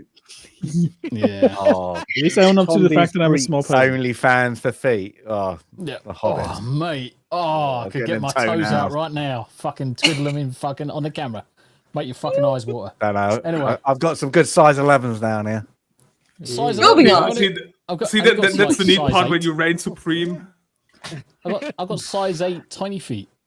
That was size 11. Great. Yeah, size All the 8 years in of like playing a child football. shoe. Yeah, it's all the years of playing Excuse me? footballs because it just stunted the growth of my feet. Twinkle toes, Tombi. Yes, penile rice. You are 100% correct. I just got 100%. flipper feet. You have got canoe feet, mate. You got canoe Share feet. 2 items in the chat. Good swimmer. Good swimmer. So, but by the way, we got more Hollywood to laugh at. Yep, in a moment. The first one, I'm like, right. The sooner it fucking second fucks one. off the planet, the fucking better. Yeah. Yep. So, They're finally getting rid of cuties, guys. so cuties is finally gone. They should never have made it in the first place. They should never have fucking hosted it. Well, Sneeko will be Stop upset sharing. because he loved watching that movie. Well, yeah, of course, because he's a fucking pedo. Fucking nonce. Yeah. Yeah. Yeah. He needs to stop fucking Oh, fisting did his you own see- arsehole over fucking children, fucking prick. Yeah, did you see that conversation he had with Charlie as well? Oh, don't get me. Fucking Don't get me started. Don't get me fucking started. Yeah, the only good Sneeko content is when Sean Strickland beat the fuck out of him. Yes. What the fuck is this shit? I don't know, but why did your voice go really high? Because I'm. Oh, forget to bring a towel. Excited. I am enamored. Did your balls get caught Mate, in that they feet? literally went Didn't like that, like that in your seat. I basically turned as fucking gay as you do on an everyday just Happy for a split days. second. I'm always happy. I'm always happy. Yes. Gregor, you got your seat. Have you got your Australians- seat? What? Will be required to special submit ID I to do have access my the special internet. Yeah. Yep. My ball And cushion. police must have access to their social media. What the There you fuck, go. Australia? What the Fuck fuck off. are you doing? You think the UK is bad, then Australia comes in and says, hey, wait, there's more. Hold my beer. Oh man. Oh Let- my let's god. Fucking craziness. I know Canada was desperate to control the internet. And they did get away with some of that control. Australians? With a lot of What shit. the fuck are you doing? Y'all need to move here quick. Fifth world country, let's go. Honestly, so touch wood. Obviously, there's a certain something that we're waiting for between me and Tam before we can move anywhere, and you don't wish that to happen sooner. But fucking hell, we can't wait to leave this country. This country's gone to I shit. can't wait to leave Germany. Australia has gone to shit. Almost every Western-based country has gone to shit. But I'm just And the only reading- place that's safe is getting freedom of fucking speech. Leave, move to America, and give up your fucking UK citizen or give up your home country citizenship. That's Now, it just I sucks. can quite. Yeah, sorry, Yanni, go ahead. No, it just sucks. I hate that you guys are in this position, and I just wish there was something I could do. I can justify giving up the UK citizenship 100%. I can justify it. Now, whether or not, so a good question would be whether or not Tam could. I don't think she probably could, actually. I think Yeah, but there's no need. You can keep dual. Yeah, you can keep dual citizenship when Yeah, you you go can to keep America. dual In citizenship. fact, that's It just means you wouldn't be able to vote in the United States. You wouldn't have a thing. That's why Anthony Hopkins went full citizenship to carry have voting rights. So that's the difference. Yeah, but Yeah, he's but- also rich enough in that he could afford every kind of healthcare and all that sort of stuff that you'd need there. But the thing is, let's face it, who wants to vote? Because there's no one decent to bloody vote for. Dude, Exactly. I mean, yeah. you are correct. There's generally a problem with the MPs in the country to vote for, the parties to vote for. Certainly, you find the same thing in America. But if I had my choice, based off what I know of the current parties, I would 100% be voting Republican. Yep. Anyone who's thinking about voting for the Democrats and voting for Kamala, I use AI in all my videos, and I'm a fucking idiot, and I'm a different me, that race fucking every other desperate. fucking meeting that I go to. Mm-hmm. You need By the way, Google, to fucking take a step back and look at the real fucking world. By the way, Google, this is factual observation. Yes. This is everything. This is public. This is pure in internet. Fact, this is my private opinion I'm sharing. No one has to believe it. No one has to listen to it. It is not any form of political statement in any shape or form.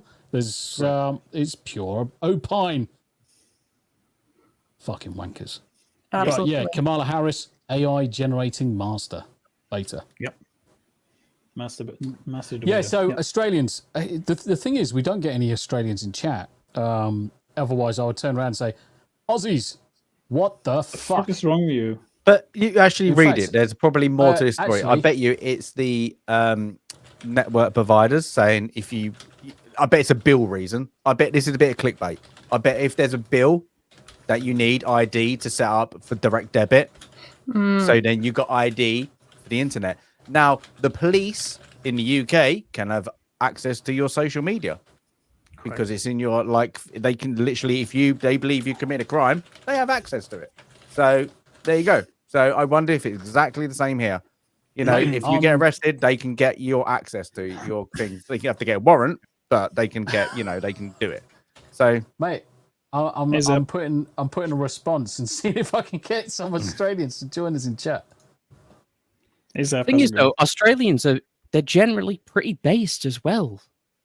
And yet, the disconnect between the Australian population and their government might even be wider than our own. I can agree, and I can also disagree. If you go and speak to anyone that's under the age of 30, they haven't got a fucking clue their ass from their elbow.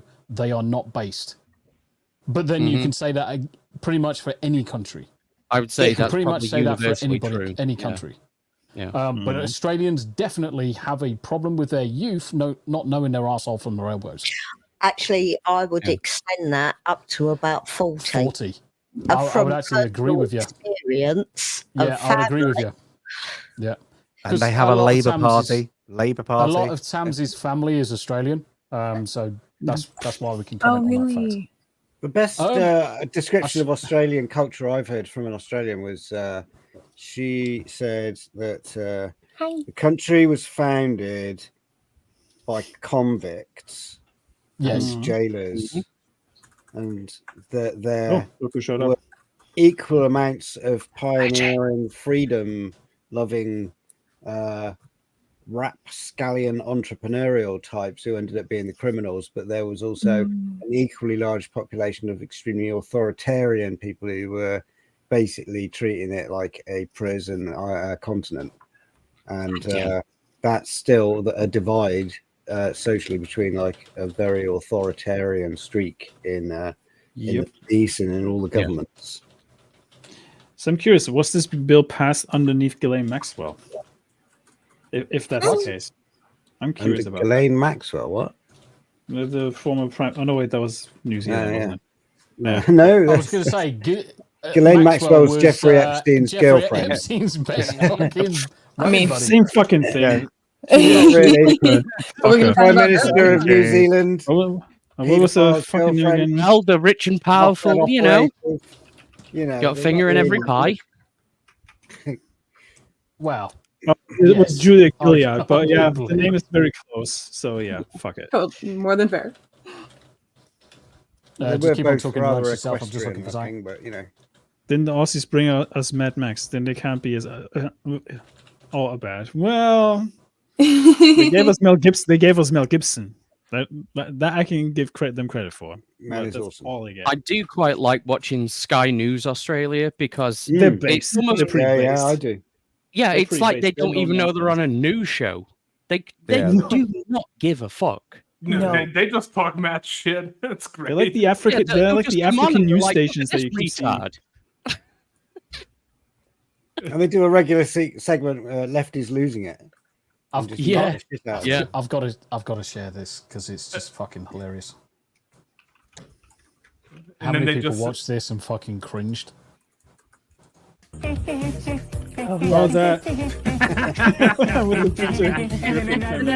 Did you know that breakdancing was included as an official sport? Mate, it was just the fucking start of it. This was the first and last time breakdancing was included, by the way. Yeah, but this is so funny. This shows how old the Olympic Committee are, because they literally went to get the younger generation interested back into the Olympics. We need breakdancing and R&B, and they brought out that person and Snoop Doggy Dogg. It's like, oh, well done. Yeah, Dr. Dre. What a fucking pairing that was. Right? Jay Sapiens. How's it going, everybody? Hey, Jay. Spoiler alert, Snoop wrote most of Dr. Dre's songs in the 90s. So, funny thing actually about that, Smoo, Dr. Dre can't write for shit. Every song you ever see him in, hear him on, he sounds very similar to the person he's featured with, because that person typically always writes his verses for him. Yeah, but Jay, he can I sing. remember, Jay, do you remember when this Dr. Dre's comeback was, when the demos leaked for his the next album? Do you remember that? No. When the references were dropped and people were like rapping for Dr. Dre, and it was like T.I. and freaking Snoop Dogg or even Eminem. It was kind of funny. Yeah, no, every time he does any kind of work, you can always tell, like, whether it's with Kendrick Lamar or Eminem or anybody back in the day, Eazy-E, whoever, always sounds like the person he's on the song with. Sorry for that little side note. Back to Ray. I love it. Yeah, Ice Cube wrote most of NWA's songs as well. Eazy-E said so. Oh yeah, it was Eazy-E and Ice Cube. Dre's predominantly a producer, isn't he? Well, yeah, and that, to his credit, Abe, he is a phenomenal, like, world-class producer. So not to take away from what he can do, but what he can't do is actually rap. Right, but Tish, let's move on from the Australians fucking up everything. Get some good news. Good fucking news. So, how many people on the panel actually watched The Gentleman season 1? Hands up. Yep, I actually watched it at the advice of Tomby. Tomby recommended this one to me, and it was phenomenal. No, I haven't seen it yet. I may have Fucking hell. Hey, fucking hell, mate. You ain't seen The fucking Gentleman. Legs. What are you doing? Get on it. Dozen donkeys on that. Fucking hell, mate. Fucking bollocks, you slags. Fuck off. There's only 2 people who can do a proper southern accent in here. Yeah. Sort your fucking shit out and fuck off and watch it. Not you. Not you. Fuck slag. I'm from the fucking south. Well, technically. No, there's somebody who's got a better one. Your missus. You got. Well, technically, she's not. Arguably, she is from the south, but she is full on fucking Cockney. Yeah, Tam's like the most legit southerner. I mean, if I ain't no southerner. If we were to argue the toss, technically, Tam could have starred in this film. Tam, in your best actress voice, just tell Abe to fuck off. No. It's okay. It's okay. Do it.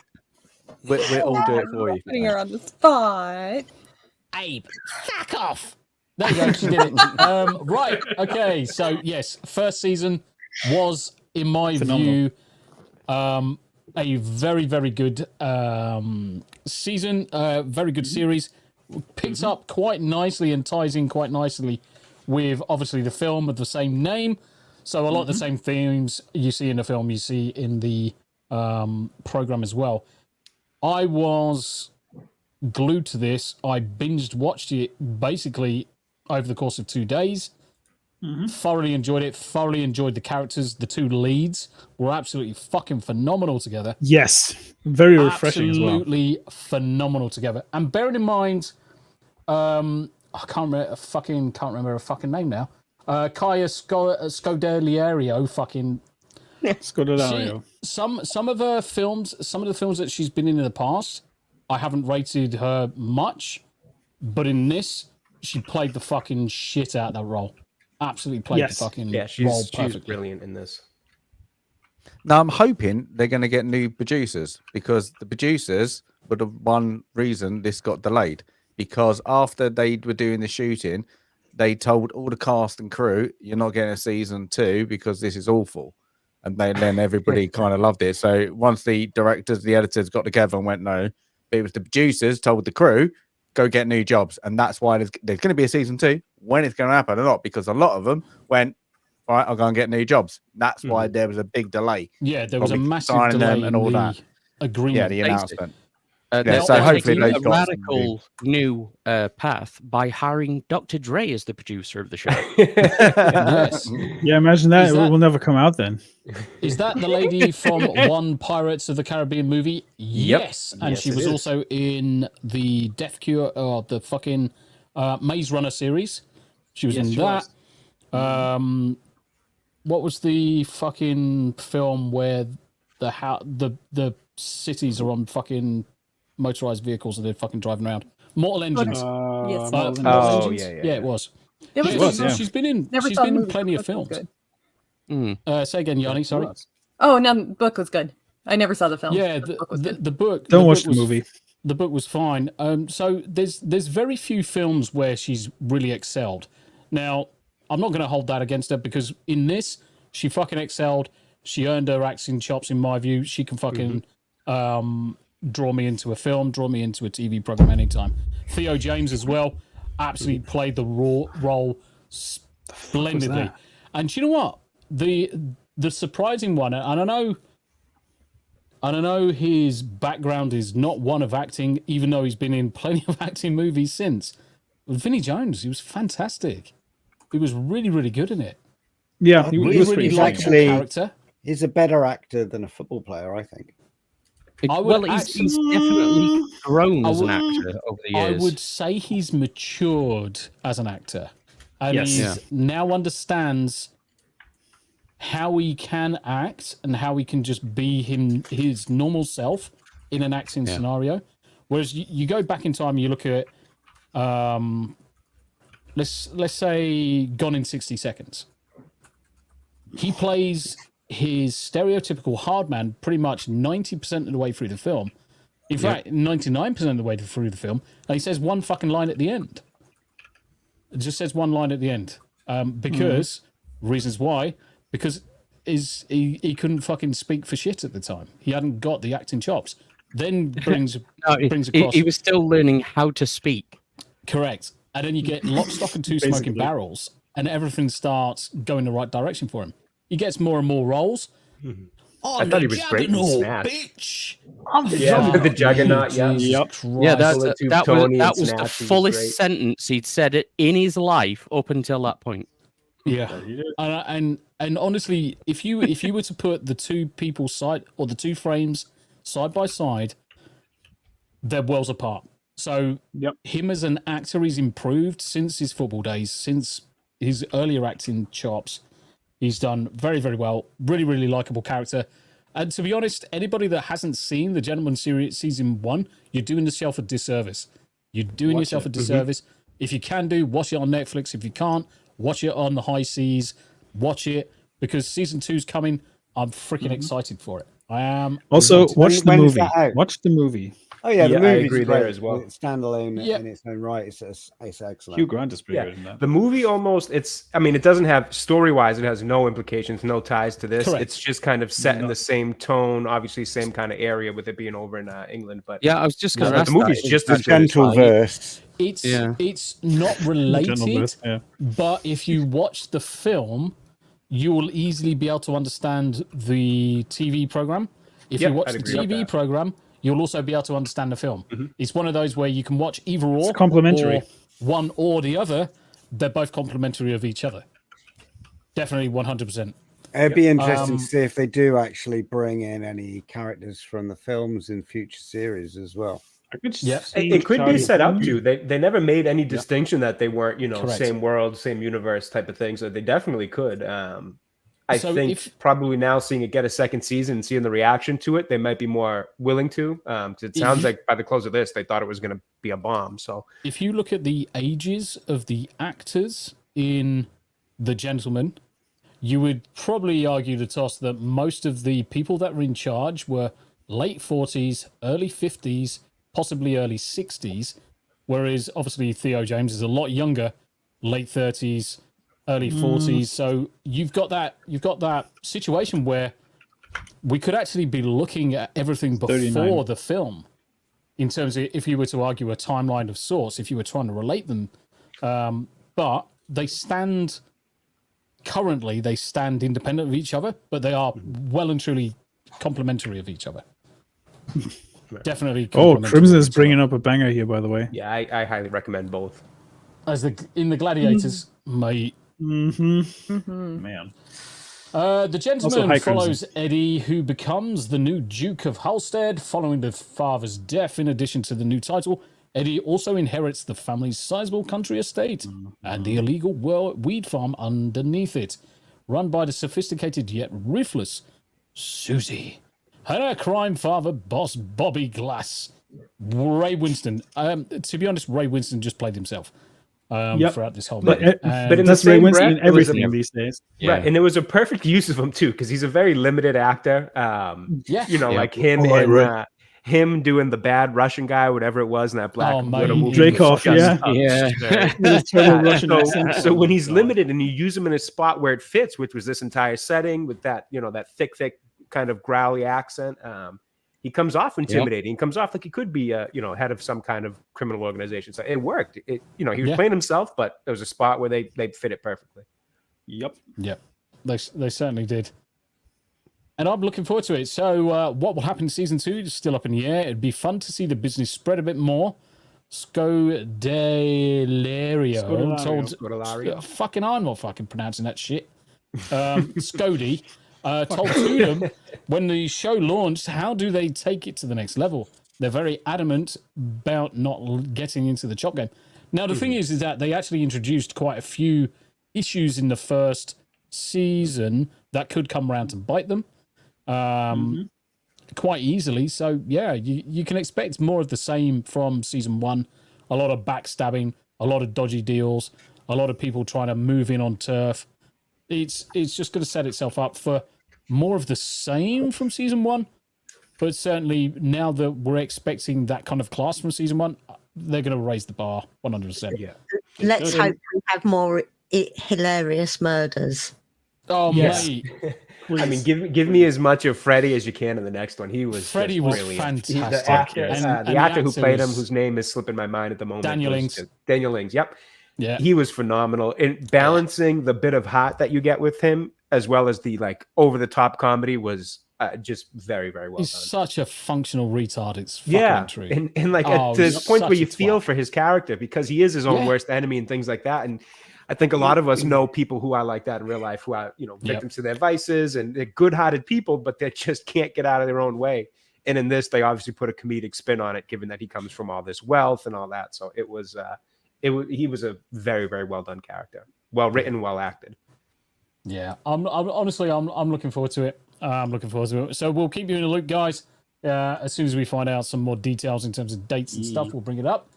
Fucking Paramount Television Studios shut down by Paramount. Global costs. Amazon hasn't bought them out. Correct. So Paramount Television Studios, a production facility originally aimed. Yeah, I was trying to talk to a vagina and failed miserably, mate. Facility originally aimed at getting Paramount Pictures back into the business of making TV series will shut down. The latest bout of cost-cutting by parent corporation Paramount Global, as it seeks to eliminate $500 million amid the chaotic shift in the entertainment industry. The problem is, I wonder how that happened. See, the thing is, they did create some decent programs, and then they fucked them right up. Yeah, that's exactly right. So you look at Jack Ryan. I absolutely fucking loved season 1, season 2 of the Jack Ryan show, and then it just fucking drops off a cliff. Season 3 wasn't as good. Season 4, my god, John Krasinski can't catch a fucking break, can he? Yeah, you can't turn around to me and say the same people who produced season 1, or the same writers that were in season 1 were anywhere in season 2 or season 3. Season 3, season 4, because fucking diversity hires. It's so alien and different to the earlier seasons that it just doesn't make sense. And yeah, Theo James doesn't make any fucking sense. No, it doesn't. So they're all moaning. This has been a challenging and transformative time for the entire industry, and sadly, our studio is not immune," said Nicole Clemens, president of the unit, which debuted in 2013. In a memo to staffers over the past 11 years, she said, the studio has weathered seemingly a load of shit. We've also had the privilege to collaborate with some of the most brilliant creative talent in the industry to help tell incredible stories. Now, the problem is they always use this fucking same excuse. When they've clearly been hiring bad writers, bad producers, bad directors, and producing shit that no one watches, no one's interested in, no one wants to pick up, they always turn around and say, oh, we've worked with brilliant creative talent. But it's they have clear to say that. Bollocks. It's clear they have to say that so they don't piss people off. Why are they shaping culture, though? Like, that's a direct quote. They aren't. Entertaining and shaping culture at the end there. Yeah. Well, spoilers, they're not. No, but if you say it enough, maybe people will believe you. See here's the thing. They need to make more. They need to make entertainment that's more sustainable. Because if you pump out all the sludge and all that shit they've been pumping out, like Star Wars STD, right? Star Trek STD. Sorry. It's all STD at this point. It's the same fucking thing at this point. But is that under their Paramount Studio banner?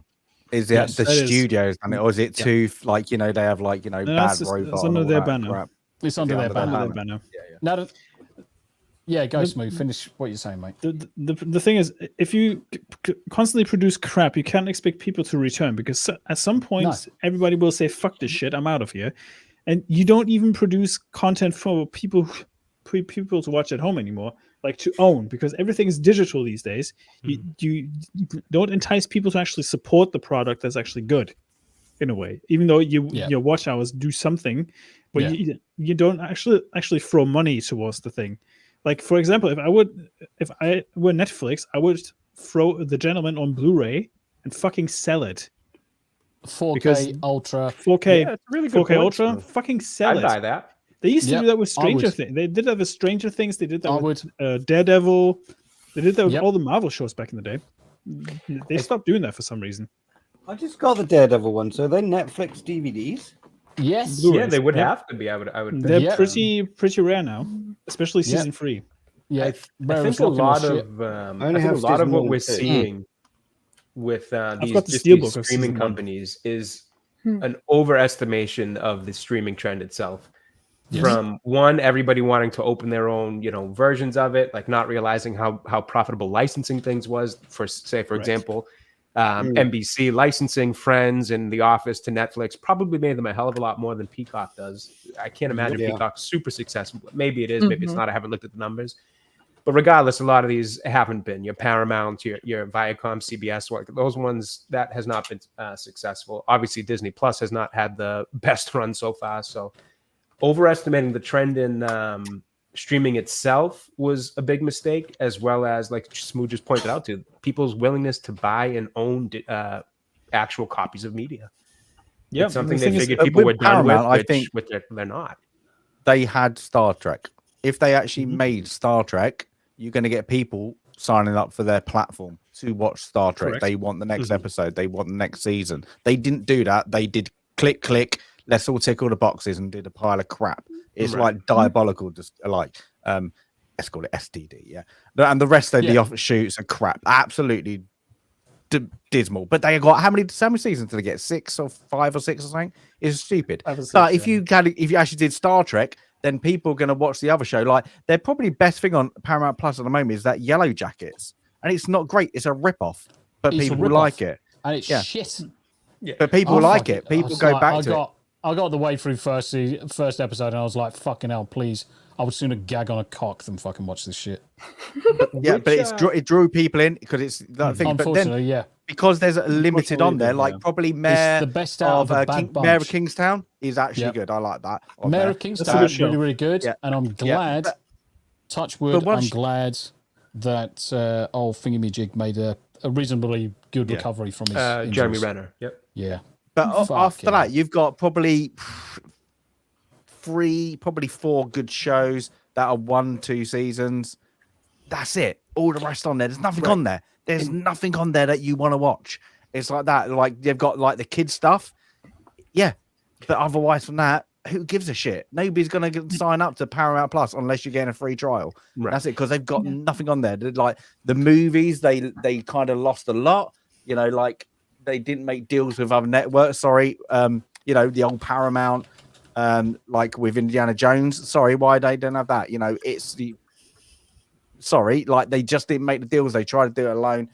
And it's crap. It's just like everything they do at the moment on that channel thing. They just missed the mark by just like having these big IPs that they could have drained in, did it well, get people back, get that core audience thing back. And then if you want to tick the boxes, do it subtly. They just went full hard in and it screwed them over. They went full retard, literally. Yeah. And even when you have those handful of good shows per streaming service, you know, Apple TV's got a couple that I'd say are decent to good. I've honestly watched a few good ones there. To this one, Paramount, you know, all of them. But more so these smaller ones than your HBO or your Netflix one. The problem is when you've made one or two good shows, fantastic. You have a hit. People like it. What do people do in the meantime? Because none of these shows that have been hits for them, let's use Yellow Jackets, for example, I don't think is one that has a ton of rewatchability. And on top of that, it then becomes, what are you watching? That was the beauty of Netflix, because between Stranger Things season 1 and season 2, people would be able to go watch The Office over and over, or your background, your fillers, like the in-between time shows, your Friends, your sitcoms, your whatever the hell it might be. These smaller services don't, I mean, not small in terms of the companies they come from, but in terms of how they stack up against your Netflix, for example, they're significantly smaller and they don't have the library to have any kind of sustainability. No. You know, I'll watch a good show on Apple, and I haven't touched Apple since I watched that show. And frankly, I'd have to really sit down and think what the hell show it even was, because it wasn't that good. See, that's the thing. We have so many options these days, right? And then you have like all these big fucking streaming services coming together to become basically cable again. We spoke about that last week. Yeah, we did. We had these streaming services for a reason, so we get away from cable, not the other way around, not being the new cable. Unfortunately, the models change. I mean, the thing is, you look at you can even just look at the ages of your audiences and the generations. So you go back, anybody that's over the age of 40 will know 100% what cable was and what satellite TV was, because we all grew up with it. Your programming was. Yeah, we had lots of TV channels available, and out of all of those TV channels, there was fuck all on. That was our youth. Anybody over the age of 40, it was great because ultimately everything was contained within one purchase. Everything was available.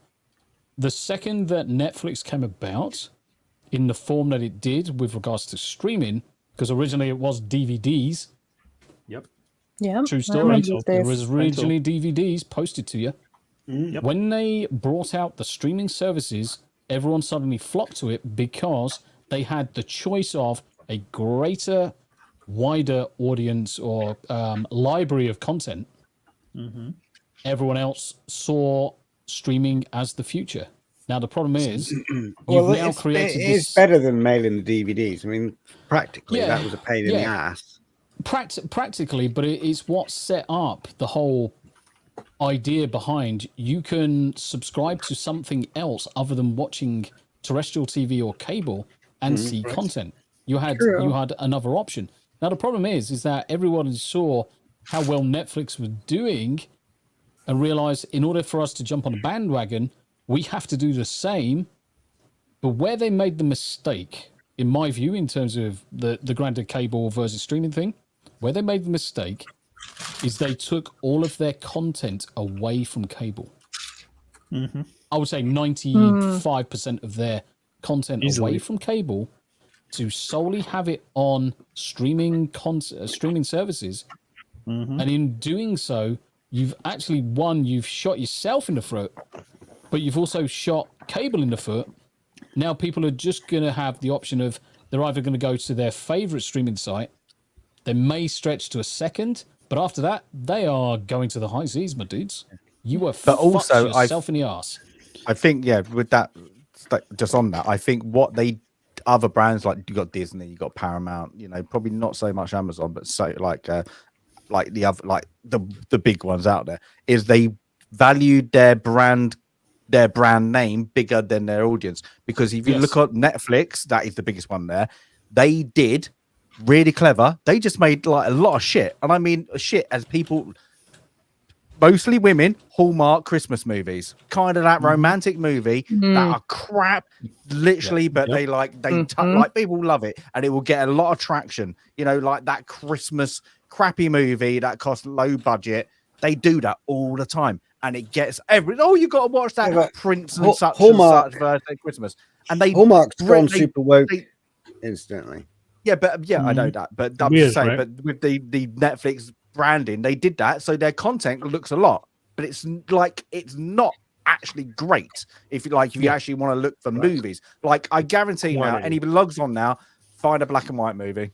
It was better when it started. You could get Disney stuff on there before they decided to do Disney Plus. And that's where the licensing, I think, and to me, of all I agree with every point that's been made in terms of the cable stuff, everything that's been said. I think the biggest or the most harmful thing to these companies is missing out on that licensing, because you were so much better off not having to pay to run your own service, your own this, and just licensing it off to Netflix for however much it was making in terms of you get your cut, you call it a day, and you move on. This idea that I think where it really started was, or I think we started to see the sprouting of all these little individual ones, because you're right, Greg, there was Disney on there, HBO stuff, Warner Brothers was on there, all these channels.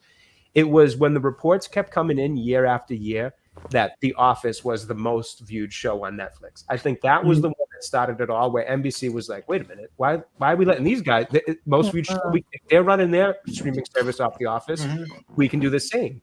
And this is where they underestimated their audience, because part of the reason like me, for example, I love The Office. I've watched it over and over again 10,000 times, because to a point after you've seen it a few times, it becomes that background working stuff that you just kind of throw on. Since it's gone to Peacock, I have not watched an episode of The Office. I used to watch it, not religiously in terms of sit down and glued to it, but just having it on, constantly playing. It was all the time. Now I've never watched it. You don't even have the complete show. I don't want to go, and I don't want to go over to Peacock to now have to do, I'm not interested in it. So it was this overestimation of, they'll come flocking to us if we bring The Office and Friends and all this over here. And it's like, no, they won't. And they didn't. And you're seeing that. It's and amazing the licensing you got instead was way more profitable, I have to imagine. It's amazing how much they think as soon as they put a label on something that everybody's going to blindly follow it and fall in love with it. Whether it's a show, a movie, or even fucking just a character. I mean, look what they did with Luke Skywalker. They could put a rock in front of us and give him a little tag that says, "Hello, my name is Luke Skywalker," and they'd expect us to fawn over. They tried a rock in Star Wars already, haven't they? They tried. They did the pilot. What was his name? Older. It was dumb. Remember. That's how. You mean Biggs and Wedge? Well, to your point, Yarnie, because I think that's a great point too in terms of how they view fans, because they do view fans as consumers. There was somebody within the fellowship. I can't remember who said it. I want to say it might have been somebody named Trillium, who I don't know if you know who she is. She had a small channel that she kind of went through some. I love Trillium. The lassie with the farming videos, right? Yes, the farming videos. Yep, she went through a tough time with some channels trying to shut it down because they didn't like her Last of Us 2 reviews or whatever. Quartering helped. Little Miss Quartering, yep. And that was it was about that time. That's actually part of how I found the whole fellowship and Gary and everybody was through that period. Yep. And so I've always liked Trillium's content. She hasn't made any in a while, but she's a very nice person. All this, so I do like Trillium Way Farm, isn't it? She had what was that, Tommy? Is it Trillium Way Farm? No, I think the channel name was just Trillium, but she did a lot of farming stuff. She was a gardener. But she also liked to talk about some of this stuff. And one thing she said, which was I believe it was her, and if I'm applying it to her and somebody else said it, my apologies, but it was a brilliant quote, which was a lot of these companies think that when they buy an IP, they're inheriting a fan base. But what they really, this was her. But what they're really inheriting is a set of critics right out of the gate. Correct. They think that they're getting these fans who are just going to slobber over whatever they put out there. But realistically, what you're getting is a shit ton of fans who are passionate about something and will call out every misstep that you make along the way. And I believe it was her who had that quote, and I've loved it ever since. I'm like, that is such a brilliant way to put it. That is a very good way of putting it. It's so accurate. Yeah, and that goes right to what you were just saying, Yarnie, because it's the truth. It really is. I've never come across that. Yeah. Oh, you'll love it.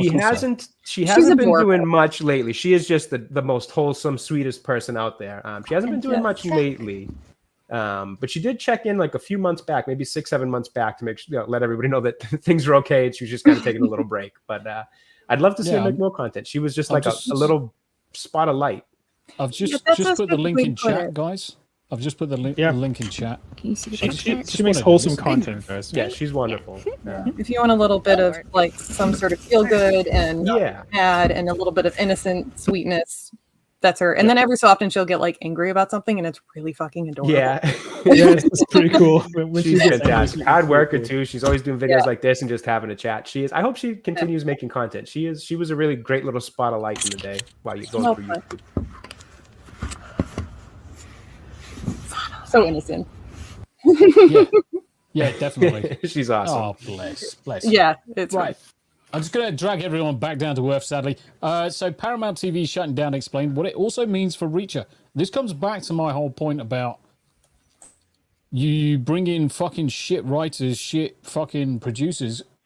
I absolutely loved Reacher season 1. Isn't Reacher Amazon? Yep. Yes.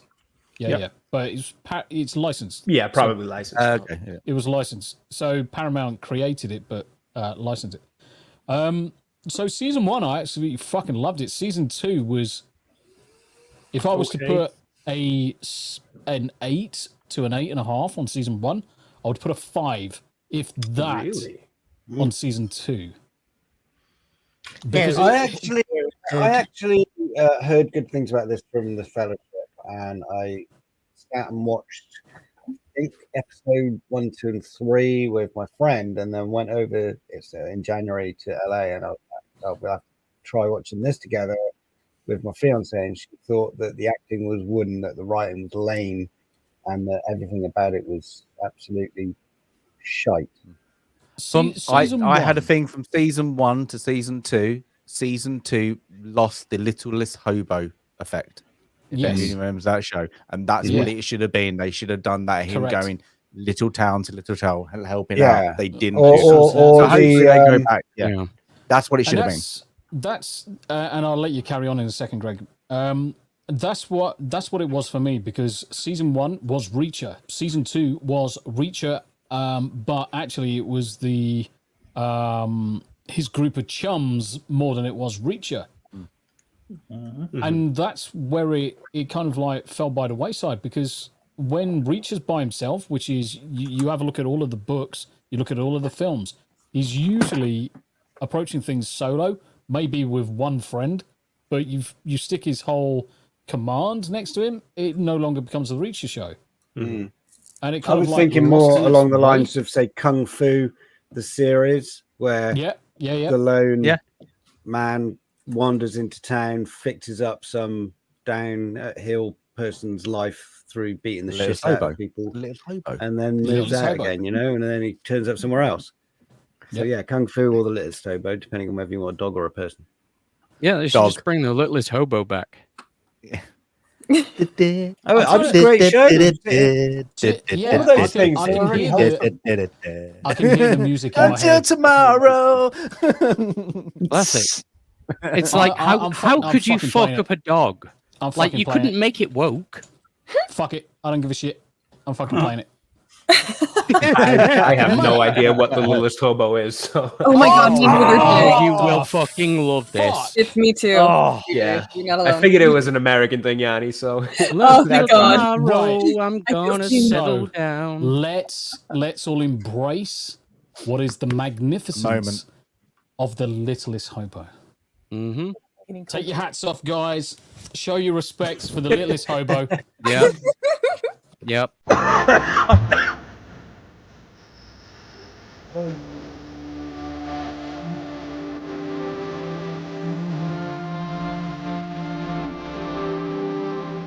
Hey, let me in. Just take your back to last.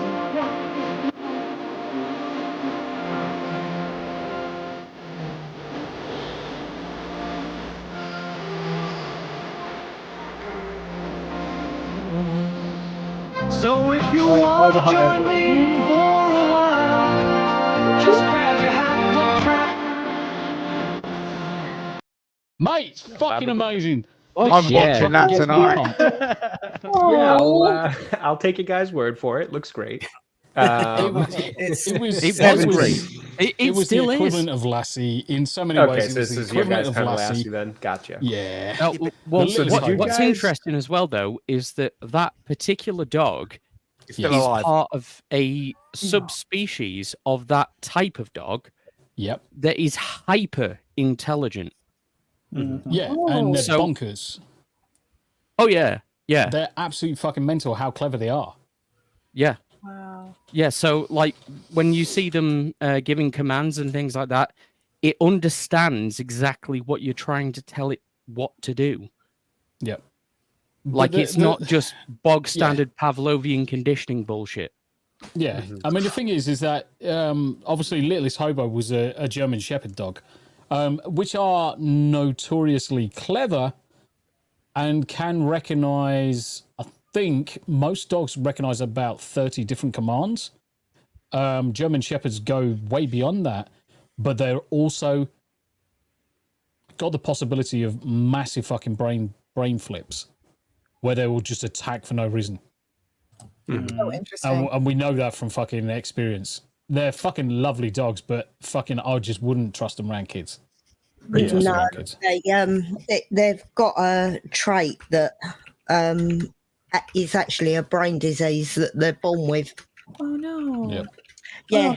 So if you're really lucky, you can get one through its life without it turning, but in a high proportion of them, they do They're turn. hand grenades. Yeah. They're hand grenades. Oh. That's why I'm scared shitless of them. German Shepherds. Don't get me wrong. Everybody knows I fucking love dogs. Doesn't really matter what kind of dog. I fucking love them all. But German Shepherds, only from leaving them with kids, I'm very wary of. Only because of personal experience. But anyway, in the same breath, they make for a great guard dog. Guard dogs, fucking perfect, because so them Alaskans, not the Malamutes, the Malinois, I think they're Belgian or Dutch. Where the Malinois from? They are typically used by Navy SEALs. Oh, interesting. I'm just looking for them.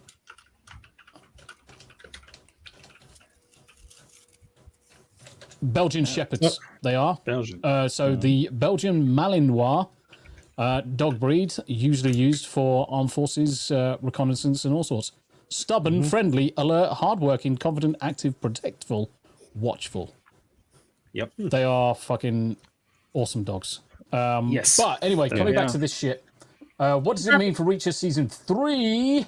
So Paramount Studios is television studios, not Paramount Studios. It's just the television branch or the television arm shutting down due to parent company's merger and efforts to cut $500 million.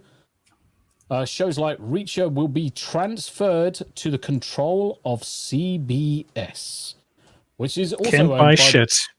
Yeah, can't buy shit, can't build shit, can't do shit.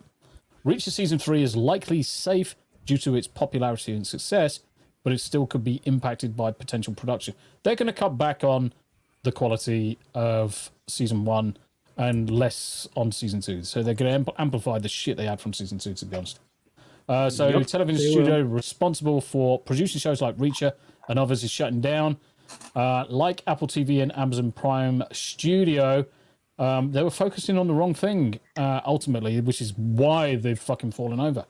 The best shows on Paramount Plus, such as Knuckles and The Offer, are obviously fucking where they're going to go, probably over to CBS. Those successful shows weren't enough to prevent the upcoming showdown. It's crazy. So I actually watched Knuckles and I did a review on it, and for that to be one of the best shows on Paramount Plus, that tells you everything you need to know about what's going on there. It is not good. It's fun if you like the Sonic movies and and you like Knuckles the character, which I did. You can get through it, and it's it's whatever, but it's such like I guess whatever is the best way I can put it. It's such a forgettable, not particularly good show, but if you like the characters and you like that vibe, the Sonic movies, you can enjoy it. But to think that that's one of the best shows, I'm curious to know how it performed for their streaming service, because that is That is pretty telling. Who did the voice for the show? Idris Elba actually came back to do Knuckles again. So I will say some of the best parts of it are Idris Elba being Knuckles, because his voice mixed with the kind of not so much deadpan, but kind of like fish out of water type of humor that they go with, where Knuckles like doesn't really get the subtleties of humans around him interacting. Makes for the best laughs you're going to get out. It's the data approach. So it's that's interesting to know that's one of its best. Talking about programs and films that just generally are kind of like flops like a fucking dead fish. Borderlands flops in the US. This is see. The evil giggle. We bring it back to full circle with the fan service. We bring it back to full circle with the fan service, because this is how you don't do fan service. Yeah. It's only profitable if you do it right. Mm-hmm. Well, so on the panel, how many people have actually watched it? I have not. Yes. Nope. How many people have seen enough reviews to understand how bad it is? I would say original drinkers. Okay.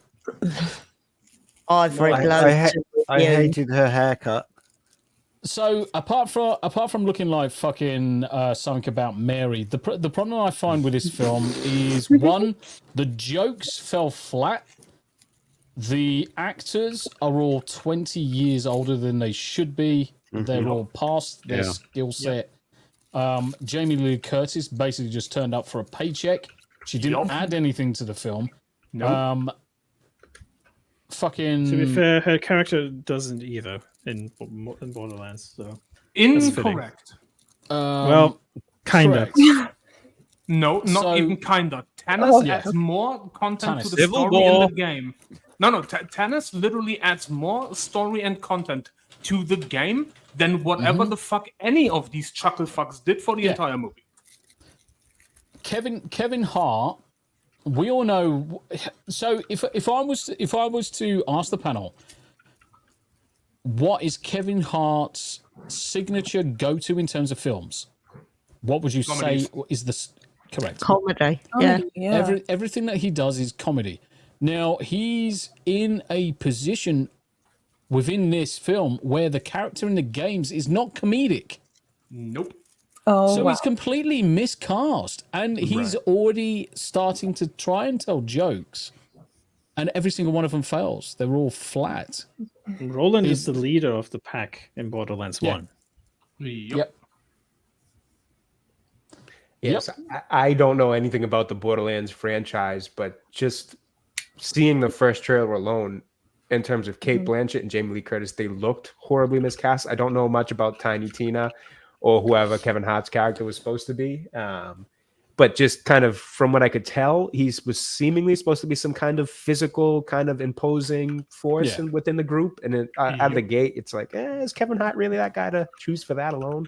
Never mind making a comedic twist. To be fair, Kevin Hart would break a dollhouse above his son's head. That's the only capacity you can do. No, I had a similar reaction when we saw the trailer, because same with me, Jay. I'm not familiar with the Borderlands franchise. I haven't played the games or at all. But when my husband and I saw it he was me at the trailer in the theater, I legit looked at him and said, the only appealing thing maybe of that trailer is maybe Kevin Hart. But even that, it's really weak. Everything else seems totally out of place. The actors really don't seem to be fitting their roles at all. They don't have chemistry. And little bunny ears Chica over here, I want to punch her. She annoys me so much. I just find her so fake and irritating. She's got spin-off games. You would fucking hate her in the game. Yeah, I don't. One or two. I don't know her character. It's like I see the role that the character is supposed to be, supposedly, that they're trying to give off in the trailer anyways, and she just doesn't seem to do it right, and it's because she feels doesn't. so off. No, I would actually say you are 100% correct. None of the actors really live up to what their characters are in game. The only thing I will say for Tiny Tina's actress is that looking at the film, she looks like she's the only one that's having fun while doing it. Yeah, fair enough. Ariana Greenblatt. I don't know her character. I don't know the actress. That's the thing. If you were to show this image to anyone and say, right, is this the Borderlands movie or like a really bad live action adaptation of any random Fortnite game? Nobody would know the difference. If it wasn't for the masked character behind Kevin Hart, I would have no idea this had anything to do with Borderlands. And that's only because they did a good job putting his suit or mask together visually, I think, at least based off what I know of Borderlands. Yeah, but the rest of them, I would have no clue what this is. An interesting thing about Borderlands is like the way the franchise has gone to embrace a group trying to milk.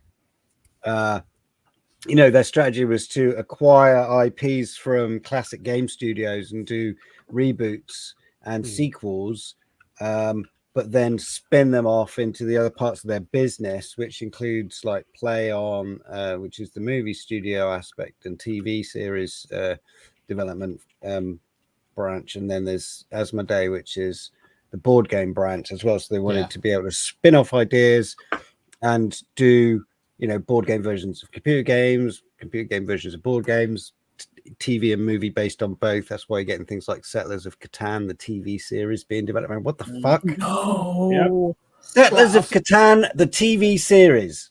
No. Oh my god. I've got one for you.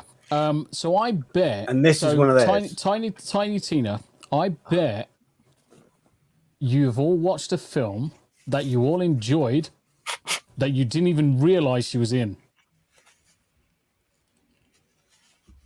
Now the question is, the actress or the actress? Oh, okay. So the actress. So obviously she's quite young. So she's have to. 13. Yeah, she's quite young. So whatever other film, she's going to be playing 13. A very young character. How about Barbie, young? She was in Barbie, but how about a young Gamora in Infinity War? Oh, I think I did hear that when these trailers first started coming out. Oh, yeah, I see it now. I do see it now. She was the young Gamora in the Marvel Avengers. I mean, in all fairness, she was caked in makeup in that film, so... Yeah, and she was only in it for around about fucking 45 seconds. Yeah. But, that's... that's fun little tidbit for you. I've seen her in. Fun little tidbit. Cate Blanchett's husband encouraged her to do this movie to save her career. Who save her career? Is her career in jeopardy? I've always liked Cate Blanchett. Not really, but it would save her career and a paycheck, basically. Yeah. No, basically he just fucking... He hasn't got a fucking clue. Just figured take the money.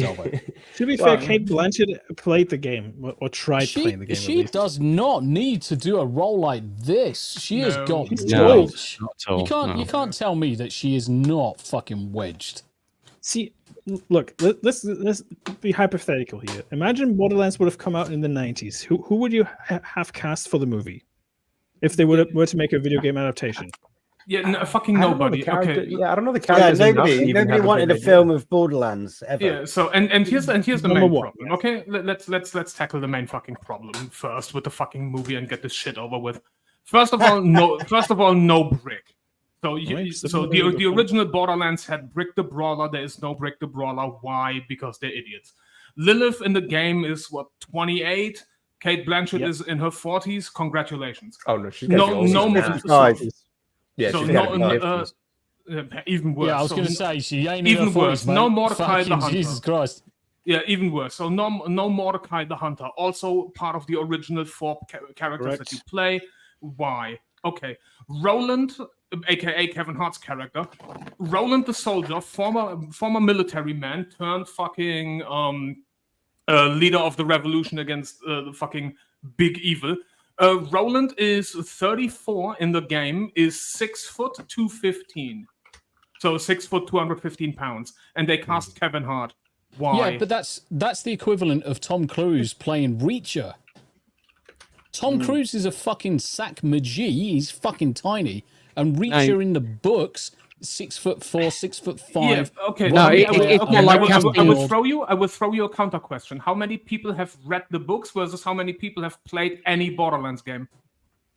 True. I guarantee you more people have seen Roland in game and know what he looks like compared to the description of what Reacher looks like in the book.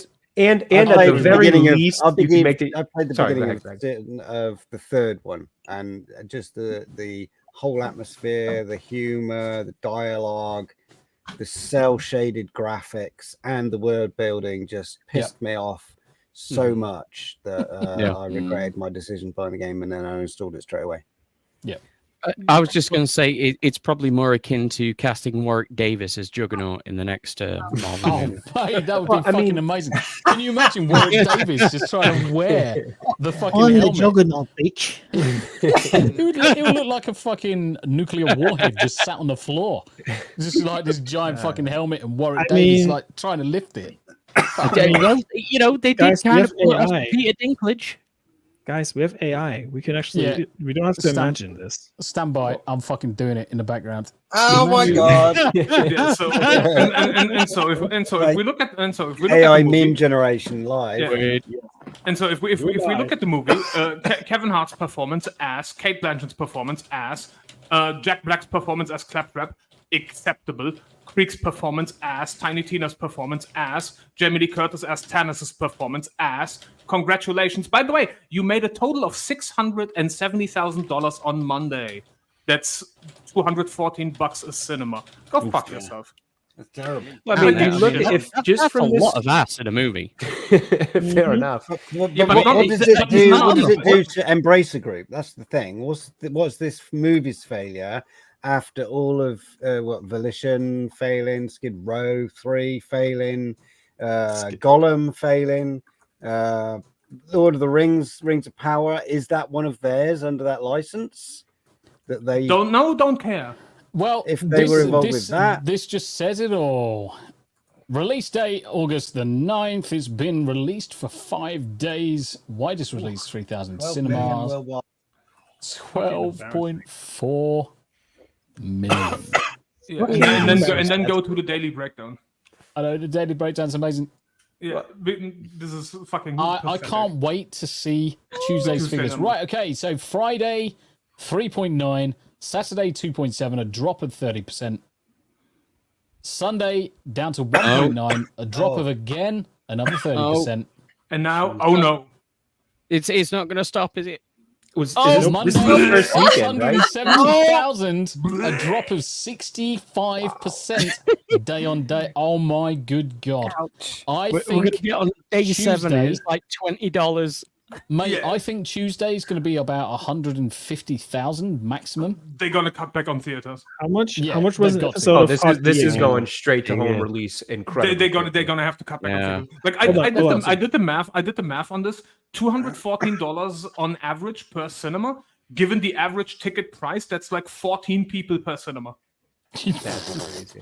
Well, look at Furiosa, which was, by all accounts, from what I've heard the most, was at the very least a decent to a solid, maybe some people find it to be a good movie. And even that failed and went to home release pretty quickly. So this thing's going to be there within 2 weeks. No, Sandy, that's on Wednesday. Wednesday, they're going to have to pay us. No, I don't know. How you doing, my dude? I don't know. Hey. Sandy Q, yes, Tuesday, they will have to pay the audience. That's Wednesday. That's Wednesday. On Wednesday, they have to pay us. Look, $670,000, right? Yeah. How much is an episode of Hot D again? More than that.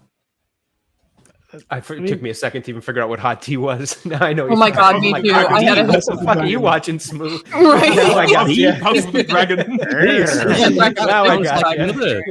That sounds like seriously, 670K is fucking pathetic. Yeah, that's absolutely having a 65% drop off after less than a week. Even more fucking pathetic. Well, I mean, this is what you get when you make a film that nobody asked for. True. You know, and I would say that Borderlands, in terms of PC game, what sort of franchises is really mid in terms of its importance, in terms of things that they could have developed. But they were just like, oh, well, we've got this stuff. We need to try and make something out of it. Maybe this is the best chance we've got of making any money. Right. So Hot D Season 2 averaged nearly 25 million viewers per episode. Whilst a drop from Season 1's 29 millions per episode. Holy fuck. I was just thinking, Given the jokes we've just made, the porn parody of the Borderlands movie is probably going to be more financially successful 100%. than the Borderlands movie. And it would get better reviews on Rotten Tomatoes. Probably better written as well. And acted. And acted, yes. Better casted, I'm sure.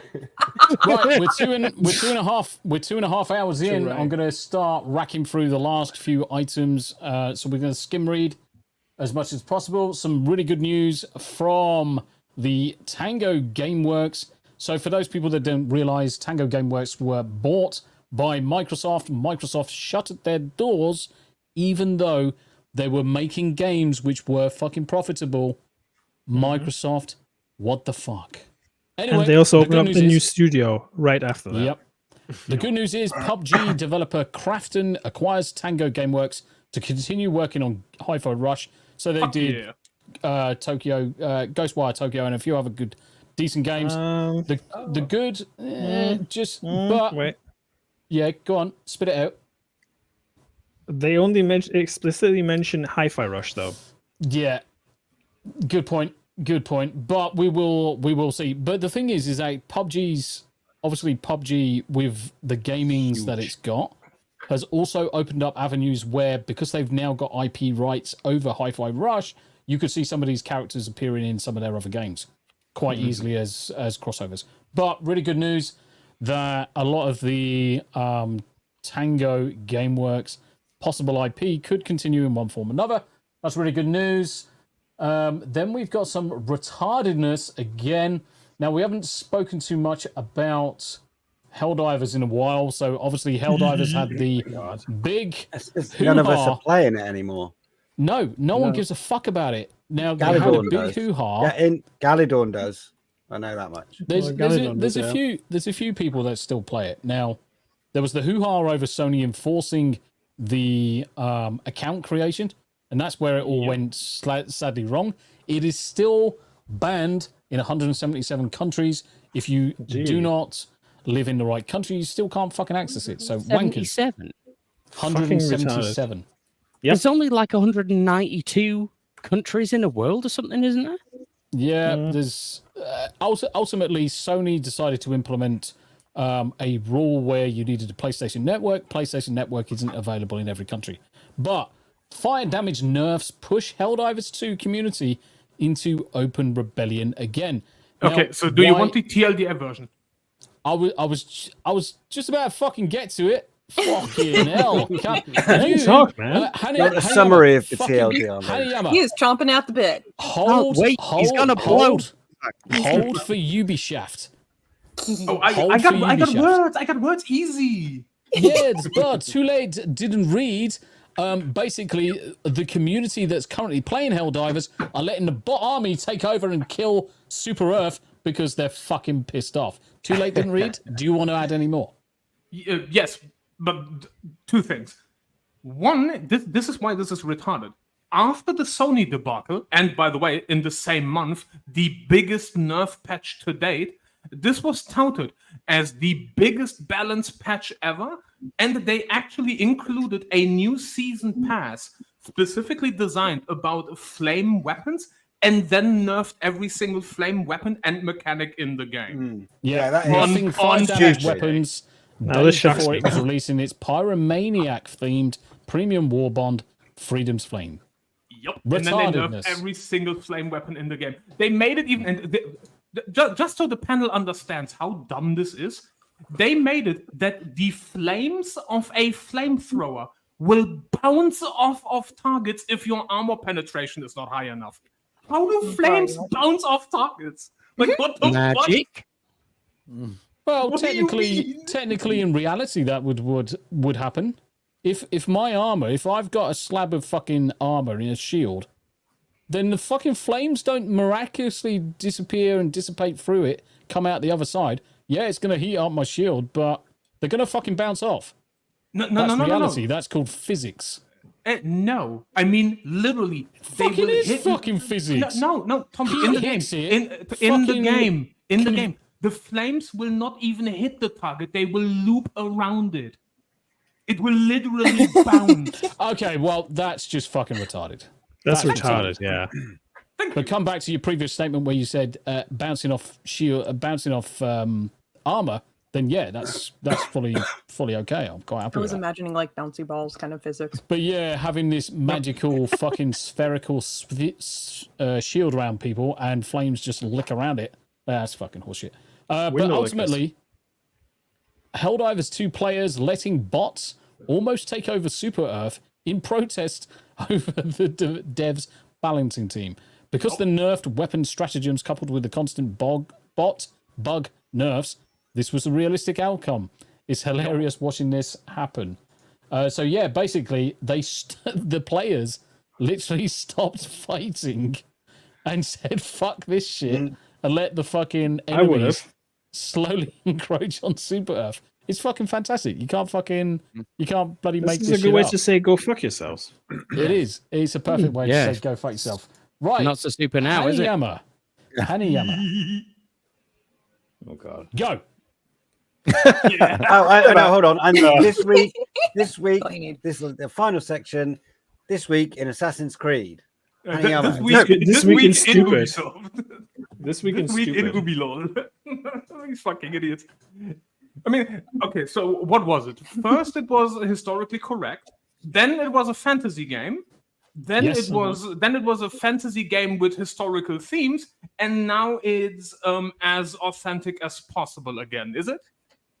Yep. Correct. So Assassin's Creed Shadows lead producer claims we are trying very hard to create a game that's as authentic as possible, even though they blatantly butchering things. No.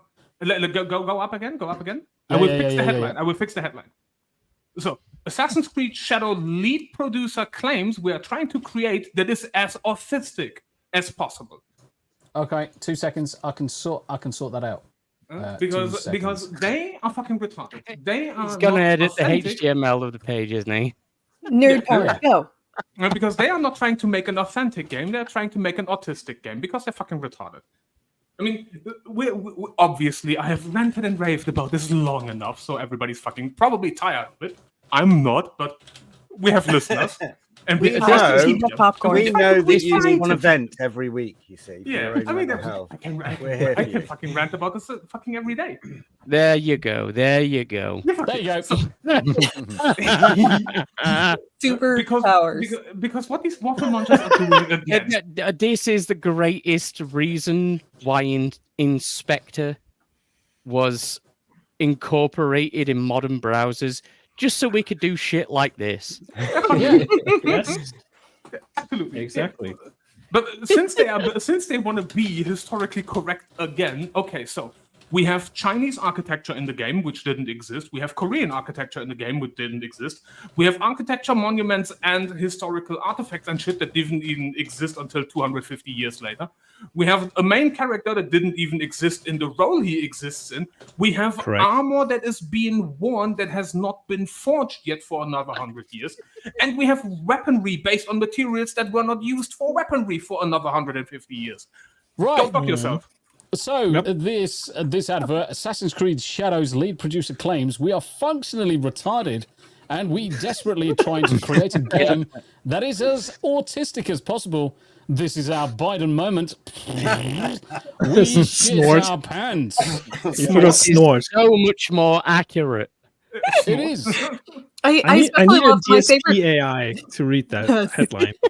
One of my favorite parts of that was Tommy working away at it and literally having like the classic 80s tech movement or movie of like, I'm gonna tech the shit out of this, and then like going crazy on the keyboard. Yeah, but Tommy. Now we need the Japanese Google AI voice to read the headline. I can do one better. 2 seconds. Oh my god! It's going to come back with an AI. No, don't do it. Song in traditional Chinese, traditional Japanese style using. Oh god! I just thought that if you were to use like the Mandarin version, a Chinese language, they have a word that is equivalent to us saying and it's very politically incorrect if you don't know what it means. Oh, I know what it means. I know what you're talking about. Yeah, yeah. I know. No, do tell. What is it? I'm kidding. No, I'm kidding. no, we're not saying this on stream. All I'll say is that it begins with an N. Yes. Oh, no. And It that's sounds really like a good. place in Africa. Yeah, that's really good. Is it Nigeria? Let's say it rhymes with vinegar. I was just about to say something along the lines of ginger, but with the N word kind of like in the middle. And I actually thought, do you know what? That's probably not a good thing to say. Yeah, but I will say that. ginger, definitely. I wouldn't say that. Any of that. Tracy. Can we just say faggot a lot? Yes. Faggot. Yes. Faggot some peas. Oh, lovely. And we hired the Ubisoft developers as always. I had faggots last week actually. Fucking chocolate bucks. Like these Were there 5 of I them? know what Greg is up to over the weekend. These No, absolute they come in fucking pairs. infested waffle munchers. Oh, I got so many insults for Ubisoft. You don't know. Yeah, I like love it. Hanayama, have you been practicing? Because goddamn. No. See, Abe. No, Abe. Here's what you need to know. I don't practice. I just say the first thing that comes into my head. My head is just a very active space on constructing random insults. Yeah, but You're at this point, amazing. you're practically an honorary Brit as well. Yeah. It's be, kind of you may as well be Shakespearean. British. Yeah, it's poetic. What are you doing, Tomby? What on earth? I'm doing stuff. Just keep on fucking talking. Shut up. He's It's nerd definitely not ADD. porn. Ubisoft like Branston Pickle. Mm-hmm. Yeah. He's pretty much. definitely not Googling a Borderlands. No. Borderlands. Born- Borderlines. That is the porn name. Borderlines. Oh yeah. No, that's a different movie. I can. Mm-hmm. What kind of snuff films have you been watching lately? Oh, Jesus Christ, man. you don't know. Also, by the way, the more I look at the fucking image, the more I look at fucking Yasuke. You know what really irks me around about his armor? Everything. No, Everything? it's not everything. But do you know why specifically the back portion of the Kabuto helmet? The Muffin Man? No, the back portion of the Kabuto helmet. That lives on Drury Lane? Why is the old man Yosef here? Like what the? Come on, man. Fucking change the image. Fucking change the image as well. Fucking Screenshot it and send it specifically to bounding into this bounding into comics, dude. Aw. I applaud. Well, oh, I love the. that was an power of Then impressive. the again, vocal. it's not owned by John F. technical Trent feat. anymore, so screw it. And now do we you- need do the you know what? headline read by Japanese Google AI. That armor that he's wearing, it reminds me of the end of Masters of the Universe when Skeletor gets his golden armor. Yes, Oh, yes.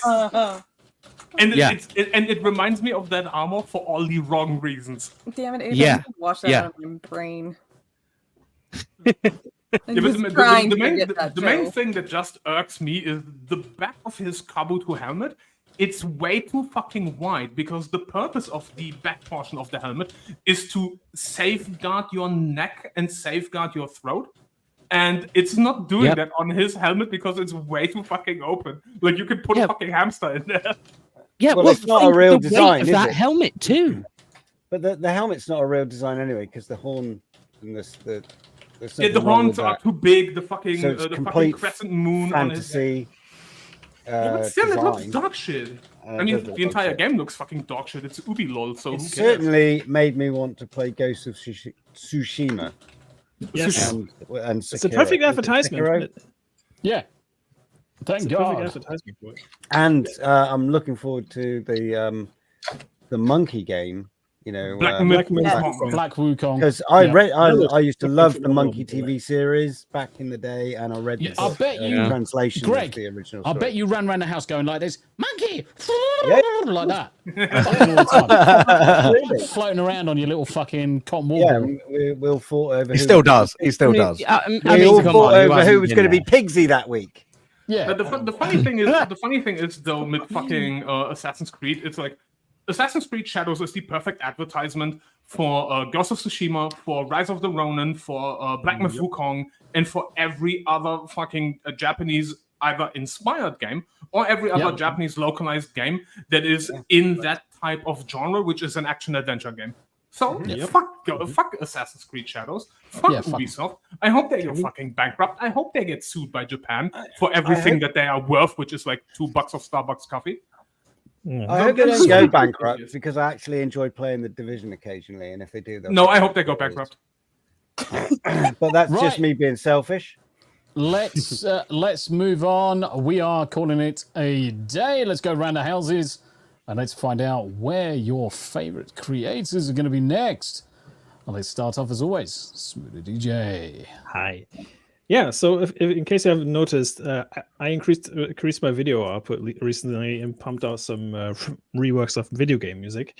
I want to give a special attention to my Stellar Blade playlist that I made recently because I'm going to be releasing a little album on Friday with like 10 or 12 songs.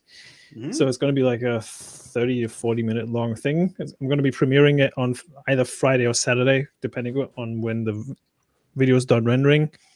But I'll just post the playlist in Tomby's chat so you guys can find it.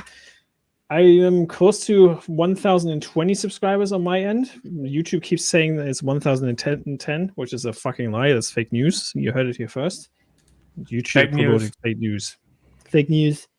And yeah, you'll be catching me on Saturday, probably celebrating the 1,000 subs with Tomby, Paul Hadouken, and a few other people. And I might be playing Mario Kart with Retro Collective around about 11 p.m. my time as well. So yeah, just keep your eyes peeled. Other than that, not much else going on. Just dunking on people on Twitter and just laughing at the sheer idiocracy that's going on in the world. Because that's all you can do, really, especially in the UK and Australia and everything else. It's fucking pathetic at this point. So governments, please get your shit together. And also special shout out to Nerdy Neo.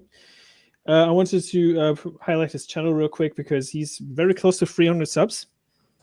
And if you haven't already, guys, he's probably one of the most underrated content creators out there who makes some excellent shows on YouTube and also some interesting themed podcasts. So if you can, let me just grab the link real quick.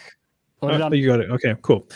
Subscribe to Nerdy Neo down below. And that's all I got for today. And subscribe to everyone on the panel, of course, because that keeps the lights on and the show running. And as always, thank you for having me.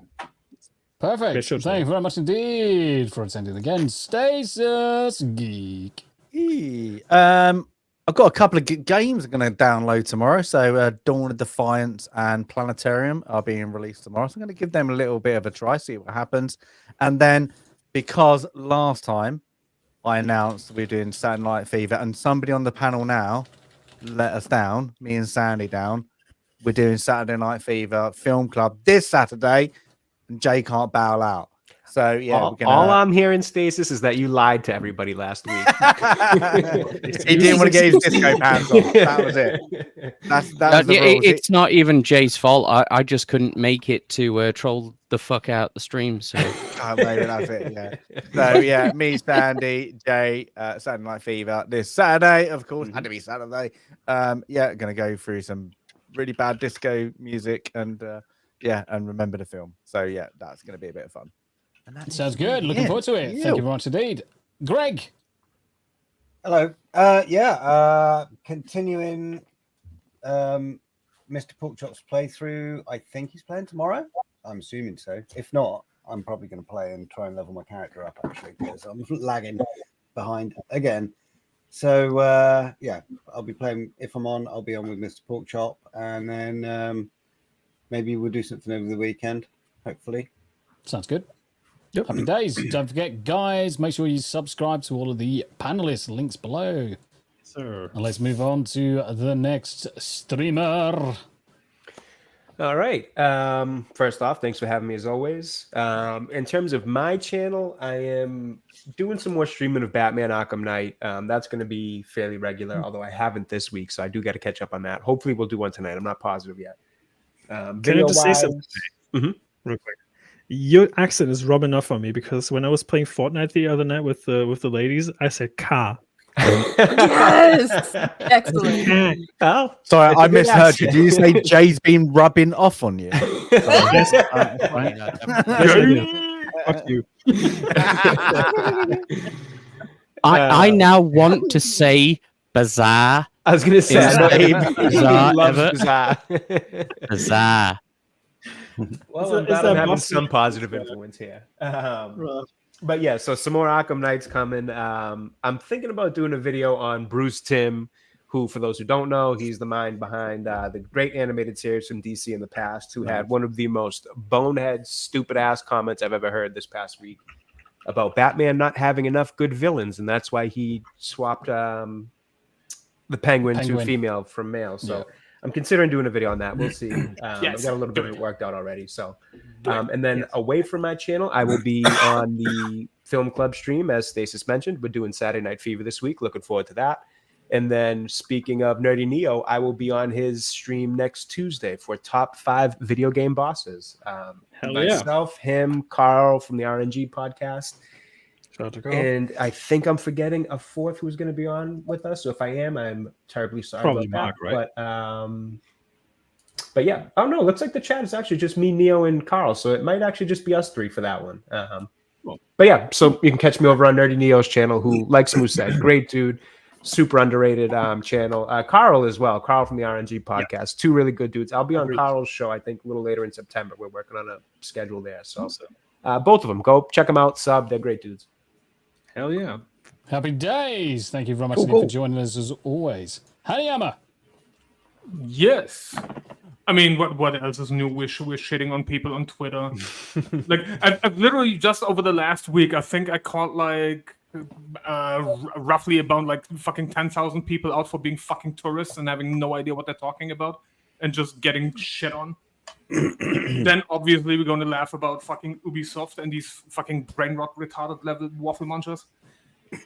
And yeah, everything else. Still working on the project, which I'm not no longer allowed to call a little project because that would be a lie. And yeah, otherwise it's fucking shit talking as always. Mm-hmm. Somebody has to do it. I'm just here to do it. Sounds good to me. Sounds good to me. Hanayama, it's always a pleasure, my friends. Thank you very much for joining us. Abe. What is Abe getting up to? Not an awful lot, really. I've had some family stuff that's gone on. Yeah. So pretty much since last week, everything else has just stopped, really. We need to get you a PC built so you can stream. Yeah, I could just really do with a decent graphics card, really. With my 1070 poverty over here. Well, I went from the 1070 to the 4090, so that's a bit of a fucking leap. Now, not everyone needs to go that far, but certainly there's other GPUs that are way within your wheelhouse. So just give us a shout off stream and we'll have a think. Yeah, cool. Cool, but nothing else on the agenda for now. We just keep our ears to the ground. Yeah, I'm just going to carry on simping for daily dysfunction everywhere I see her. And you'll see me everywhere, as always. So happy days. Always a pleasure to have on the stream, my friend. Always a pleasure. Always a pleasure to be here. Yarnie. How very girly of me. He says simping for daily dysfunction, and I'm the only one that goes, yay! Everybody else is like, you're fucking gay! Somebody has to. I love it. Mm-hmm. It's affection. Let's see here. Getting back in the saddle, honestly. Things have been put on pause for a little while, but I'm getting back to it. Getting more activity at www.pinecauldron.com. Gonna be having some more... I love it. I'm going to be having some more colorways come out. Still perfecting one that's supposed to be in honor of my kitty that passed. But it needs to be perfect, so it's taking a little while. Back in progress of different projects, and the different channels. Obviously, those got put on hold, and but now it's back in action. One day at a time. Yep. So getting there and getting the projects going. So hopefully sooner rather than later, going to have some exciting stuff coming out. Lots of hands and lots of cookie jars. But yeah, I love you guys and thanks for having me. Thank you very much indeed. Ickly Pickly, anything you've got coming up? Apart from the usual, no. Nope. She's going to be bitch slapping me into next week and making copious cups of tea. No, I'm actually going to start doing some videos. Oh, yes. There are things on the agenda. So, whilst Ickle's on her Ickle account, she does actually have another account, Destiny's Bears. Destiny's Bears relation to Poppy. And she's going to start doing some videos related to Poppy, videos related to the kitty cats. Yay! Awesome. So now I've got to teach Tam how to video edit. Yeah, this could be a bit of a project. Yep. It's going to be awesome, though. So keep an eye out for Destiny's Bears in chat, guys. You will see Tam's channel starting to grow. Okay, and finally over to me. Guess what I'm going to be doing? Playing Baldur's Gate 3 in just over 7 minutes with Art of Dominique. So join me for that. Tomorrow, going to play some World of Warcraft. Friday, GTA Friday. Saturday morning on BLC Pub. So make sure you tune in for that. Sunday, some Final Fantasy 14, and there's loads of shit that's fucking on the agenda. We've got so much shit to do. Yeah. Saturday, obviously, we're playing some Turtle Powers, Shredder's Revenge, with some of the guys. So myself, Smoo, and a few of the guys going to come together, play a co-op Turtles game. Yeah. But from me to everybody in chat, thank you very much indeed for joining us. Thank you very much indeed for all the subs, for myself, for Smoo, for Steel Leg, Nerd Takes, everybody, Mirden, less so for Stasis Geek. Try and give Greg Kadaf a bit of love. Guys, we can't do these things without you. We like to create content for you. We like to keep you entertained.